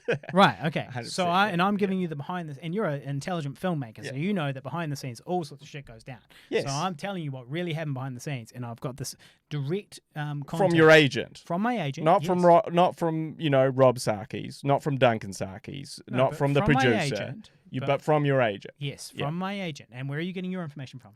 The movie.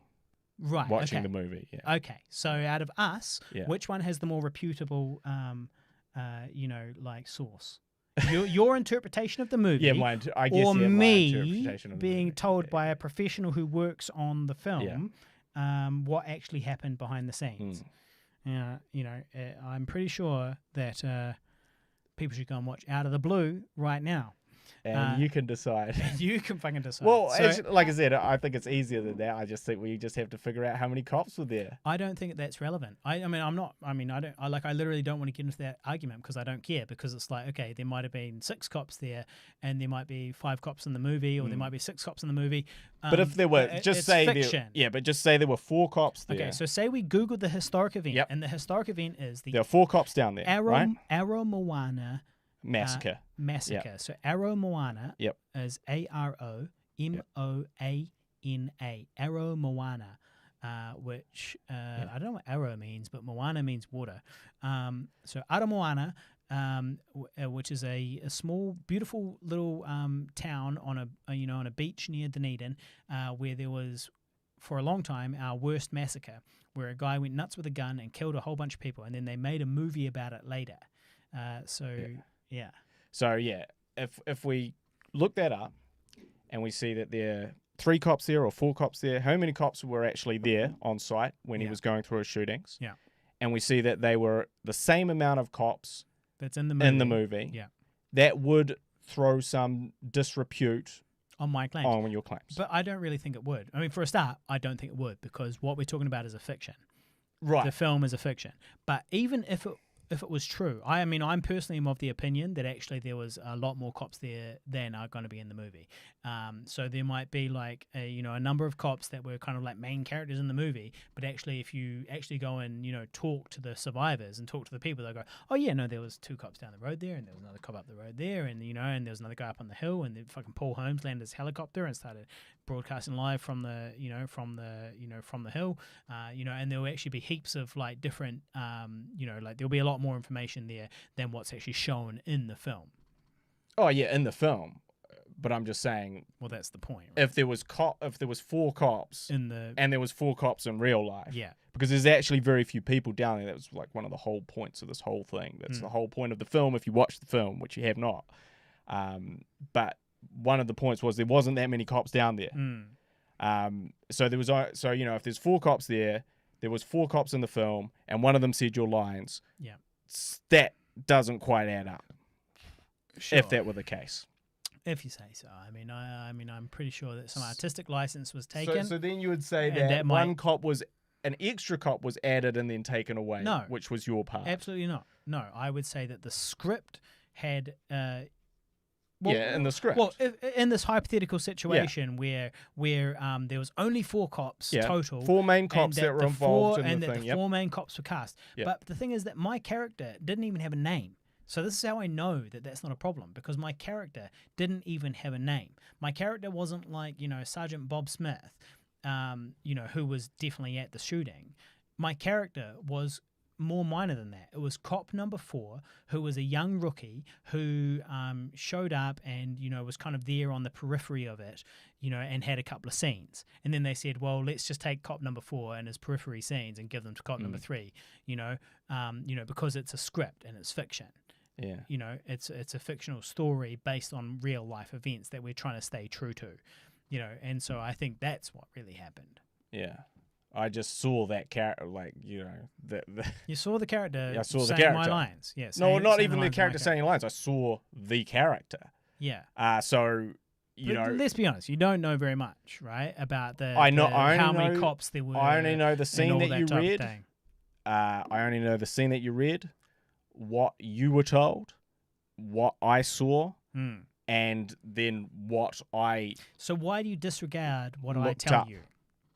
I'm not disregarding it. I was like, shit. Like, when you told me that, I was like, damn, that fucking sucks. Like, So why do you what disregard a it? shit show for Harley. That was my only takeaway, right?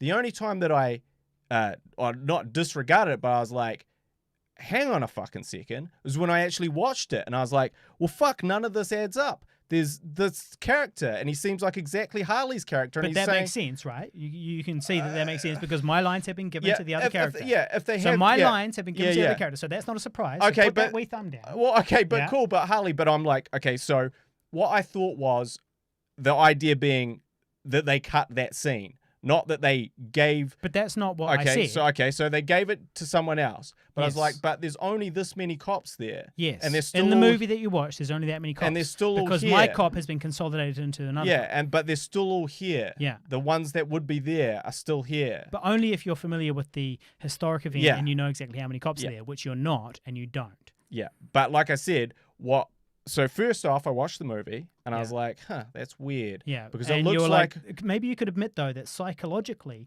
it's funnier and better Oh for no, you. I wasn't thinking it was funny. No, but it's better for you if my character got cut because of like this story as opposed to my character it's being consolidated. But Harley, like, I think you're really attributing like a lot of like. I was just like, wait, maybe I wasn't like it's funny. I never thought it was funny when I watched it. I was like, what I thought. We're talking about funny about you and me. Yeah, here. but literally my reaction to that when I watched the film, I was like, those motherfuckers. They told Harley this, and yet it's just another guy playing his role. That's what I thought when I saw it. But when you thought that, Yep. why didn't you say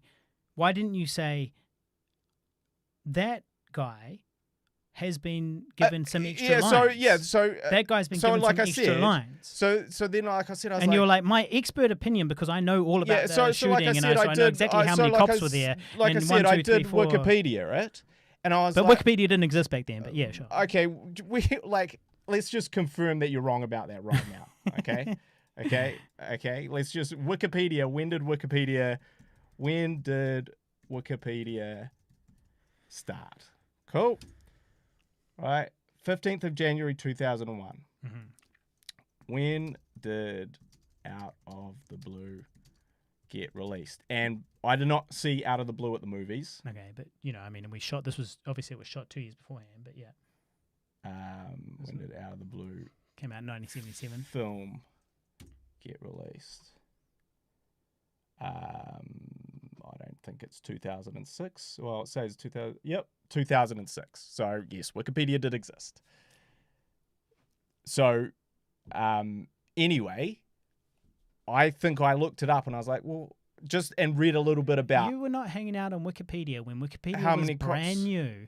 It wasn't brand new. It came out in 2001. This is 2006. No, and the I film would've came wa- out in 2006, but Yep. I was in Wellington in Yep. like 2003 That's right. or Yeah, 2004. right. Exactly. So Something like that. Yeah, right. So the film came out in 2006. I wouldn't have watched it in 2006 because I didn't go to see it at the movies. Yeah, so but I we're not- would have. it's irrelevant. We're talking about when it's been okay, shot. so Wikipedia existed in 2001. Yeah, and the I film was shot looked around up Wikipedia, 2003 or so. and the film. So when I watched the film, it would have been 2007 probably or 2008. Whenever there was a Rob Sarkis And how many cops were in it? thing. And how many cops were there? Well, Guy? like I said, And how many cop characters were in the movie?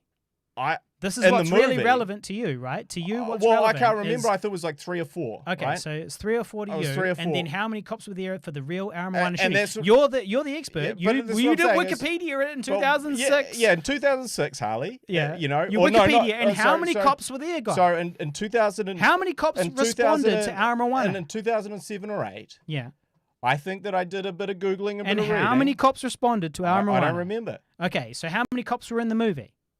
I think there was 3 or 4. But according Yeah. to you, according to your vague memories, Yep. in 2007, you went to Wikipedia and found out how many cops were there, and it was the exact same amount of cops over a decade ago, that was Harley. in Aramoana for the shooting. I just So I thought every cop that was in out of the blue Yeah. has a named character who was a real cop who was there in real life, because it's basically a documentary.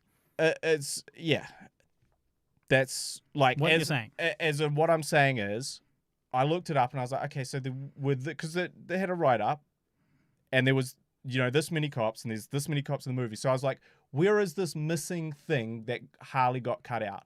Yes, And that's but how I developed this whole conspiracy theory. Yes, but it was not based in reality, because obviously what happened in real life and what happened in the movie are two separate things. But then the interesting thing is what happened in between, which is the script which I auditioned for. Yeah. So I the auditioned for it too, Harley. Yes. Yeah, you're So right. the script that I Yeah. auditioned for Yeah.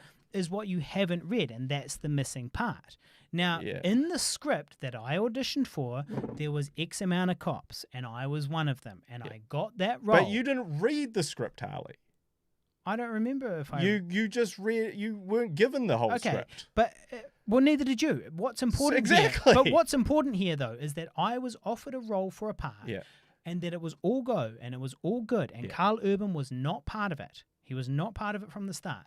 But then what happened was Carl Urban came on, and then you only know anything about this through me, and then Carl Urban came on. Well, I know the story of and why you then didn't get the role. Carl Urban Yeah. came on, and my agent, an industry insider, told me Yeah. what happened, Yeah. which was that Carl Urban Yeah. needed more. They wanted to give Yeah. him, his character, more screen time because Yeah. he's a big Hollywood star, and so they decided to consolidate some Yeah. of the more minor roles. Which this is all completely logical to me. I'm not like, well, that doesn't make sense. I'm like, that Yeah. makes complete fucking sense to me. Yeah. So they said, let's combine Cop 3 and Cop 4, Yeah. or Cop 8 and Cop 9, or Cop Yep. fucking 1 and Cop 2, whatever, like Yeah. unnamed characters, Sure. and let's just give them the thing. Now, if you're going to Yeah. do that, if you're going to give the lines of this, if you're going to consolidate two roles, Yep. and you're going to choose between the two actors, the actor that lives in the city where the thing is being shot has an advantage Sure. over the actor that lives further Absolutely. away. And so Absolutely. what they did was they took Yeah. my character and they consolidated it into another character who was played by a local actor. Yeah. Now, obviously, every single one of my scenes, including the scene that you auditioned for, is still going to be in the movie because that scene still exists. It's just been given to a local Yeah. actor so that they can give a bit more time to Carl Urban. Yeah. And that's Well, what they happened. would have to merge two roles. Yes, Yeah. which is exactly what they did. Yeah. And all I'm saying is, when I watched the film, it did not seem like any roles were merged. Right, but that's irrelevant because you didn't read the original script. And as you know, as a writer, director, you know there's a huge difference between the shooting script and the final edited Sure, project. The but final edited project is a lot different Yeah. than the shooting script. A lot different. Yeah. And so that's really where you've just got to say, hey, you know what? Maybe I made this up. Maybe you're right, Harley. Yeah. Oh, look, absolutely. Absolutely. They could have consolidated a role. 100%. They could have done exactly what you said. The things that didn't add up was Carl Urban wasn't given any big extra role. That's an editing thing. Okay. And also, those scenes that you were meant to do were still in it. Which makes sense because they've been consolidated And and given to somebody else. Those and- scenes, we're not denying the scenes exist. because We're saying the scenes yeah. have been given to somebody else. And because there was so few cops at Amawana at the time, which you don't know how many cops there were. it seemed like they hadn't cut anything. Right. And I'm telling you that they did. Yeah. And the reason why I'm telling you that is because I have insider information from my Well, agent who the- worked who yeah. worked on the show. The inside information being, you So you what it haven't comes seen down the to- script, you haven't watched the movie, you have been told by one person Okay. why you were no longer going to get And the role. you haven't read the script. No. You have seen the movie, good for you, along with everybody else, Yep. and you have not received any insider information. Yep. So, out of you and me, who is more authoritative on this subject? I would say it's me. And if I really have to, I'll go watch this damn movie, and Yep. then I'll be a true authority on this topic because I'll have all three of those things. So, Yeah. that's Yeah. where that's at. Yeah. Well, look, I encourage you to do that. Well, I'll get round to it, and I encourage the listeners to go out and check out of the Blue, which was a New Zealand film about a New Zealand massacre, and supposedly it's quite a good film. But I wouldn't know because I was so outraged that they had cut me. You know, they gave me the role and then took it off me, and I grew a mullet and a mustache for nothing. And so I was so outraged that I said, look, I'm not going to go see this fucking film. Fuck these guys. Worth watch. Good Yeah. film. Yeah, well, it probably is quite a good film. It was on principle that I was, He's actually got a complain. workshop coming up, so we could just go and ask him.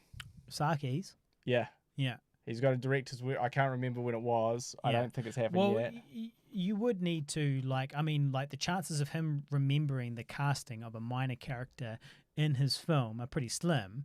But sure, we could you certainly ask him. Absolutely. I've actually got another industry insider that I wouldn't mind. I'm going to press him for a little bit more. He actually listens to the podcast every now and then. I'm going to press him for a little bit more information because he was actually one of the main casting directors for the local Dunedin talent on Out of the Blue. So this person is supremely qualified to actually give me some inside information, and I have had a passing chat to him about it. So I will. I'm going to ask him again next time I see him. We'll get to the bottom of it. We will. Conspiracy theory? Is a conspiracy theory nut job? Or is it the simple answer? What's it called? Occam's razor. Occam's razor. The simple answer is always the most likely. But you don't think the simplest answer is to go, actually, we can just use this guy in Dunedin? No, I think the simplest. Isn't that the simplest answer? No, absolutely not. I think because why would they bother casting? Well, in we've got to Wellington and spend. Auckland Well, and we've so got to on? look around, Yeah, so which they did, and they cast actors Yeah. from all over the country. and then we're going to go look, No, they cast actors from all over the Yeah. country. and then we go. We got a little bit less budget, so we Why? can't Well, afford to. No, that's a jump right there. Where did that come from? Well, where from did the Carl budget come Urban's cost. from? Right. New Carl Urban's going to cost more, so we got less money for everything else. Yeah. So the people that we cast, some of the people that we cast, we actually can't afford So to let's bring in now. compromise on the acting quality and cast and locals. and use a local instead. Yeah, well, look, I mean, it's plausible. It seems less likely than what I'm talking about, though, because they flew plenty of actors around from everywhere else in the country to Dunedin. It just seems a little unlikely to me. I think that we'll see. I'll get back to you next episode. I'm gonna hit him up. This industry insider of mine. To be continued. Well, on that note, I need to piss quite Yeah. desperately. So do you want to... I mean, I'm happy to keep going, but I do need to piss before we keep going. I don't have anything really that good to talk about left. Do you have anything left? Only one thing, sis, but it's probably can wait. Oh. I mean, it has been 2 hours and 14 minutes. All right. Well, okay. In that case, we'll wrap it up and we'll say goodbye to our dear listeners on the podcast. Thank you so much, especially to Ice and Fire. Fuck you too. Richard Lambeth and He's giving it the like. and Brandon, whoever. Thank you very much. Shout out to our Sifty 160 listeners on the actual podcast, the real edited version of the podcast, which I'll go home and edit diligently.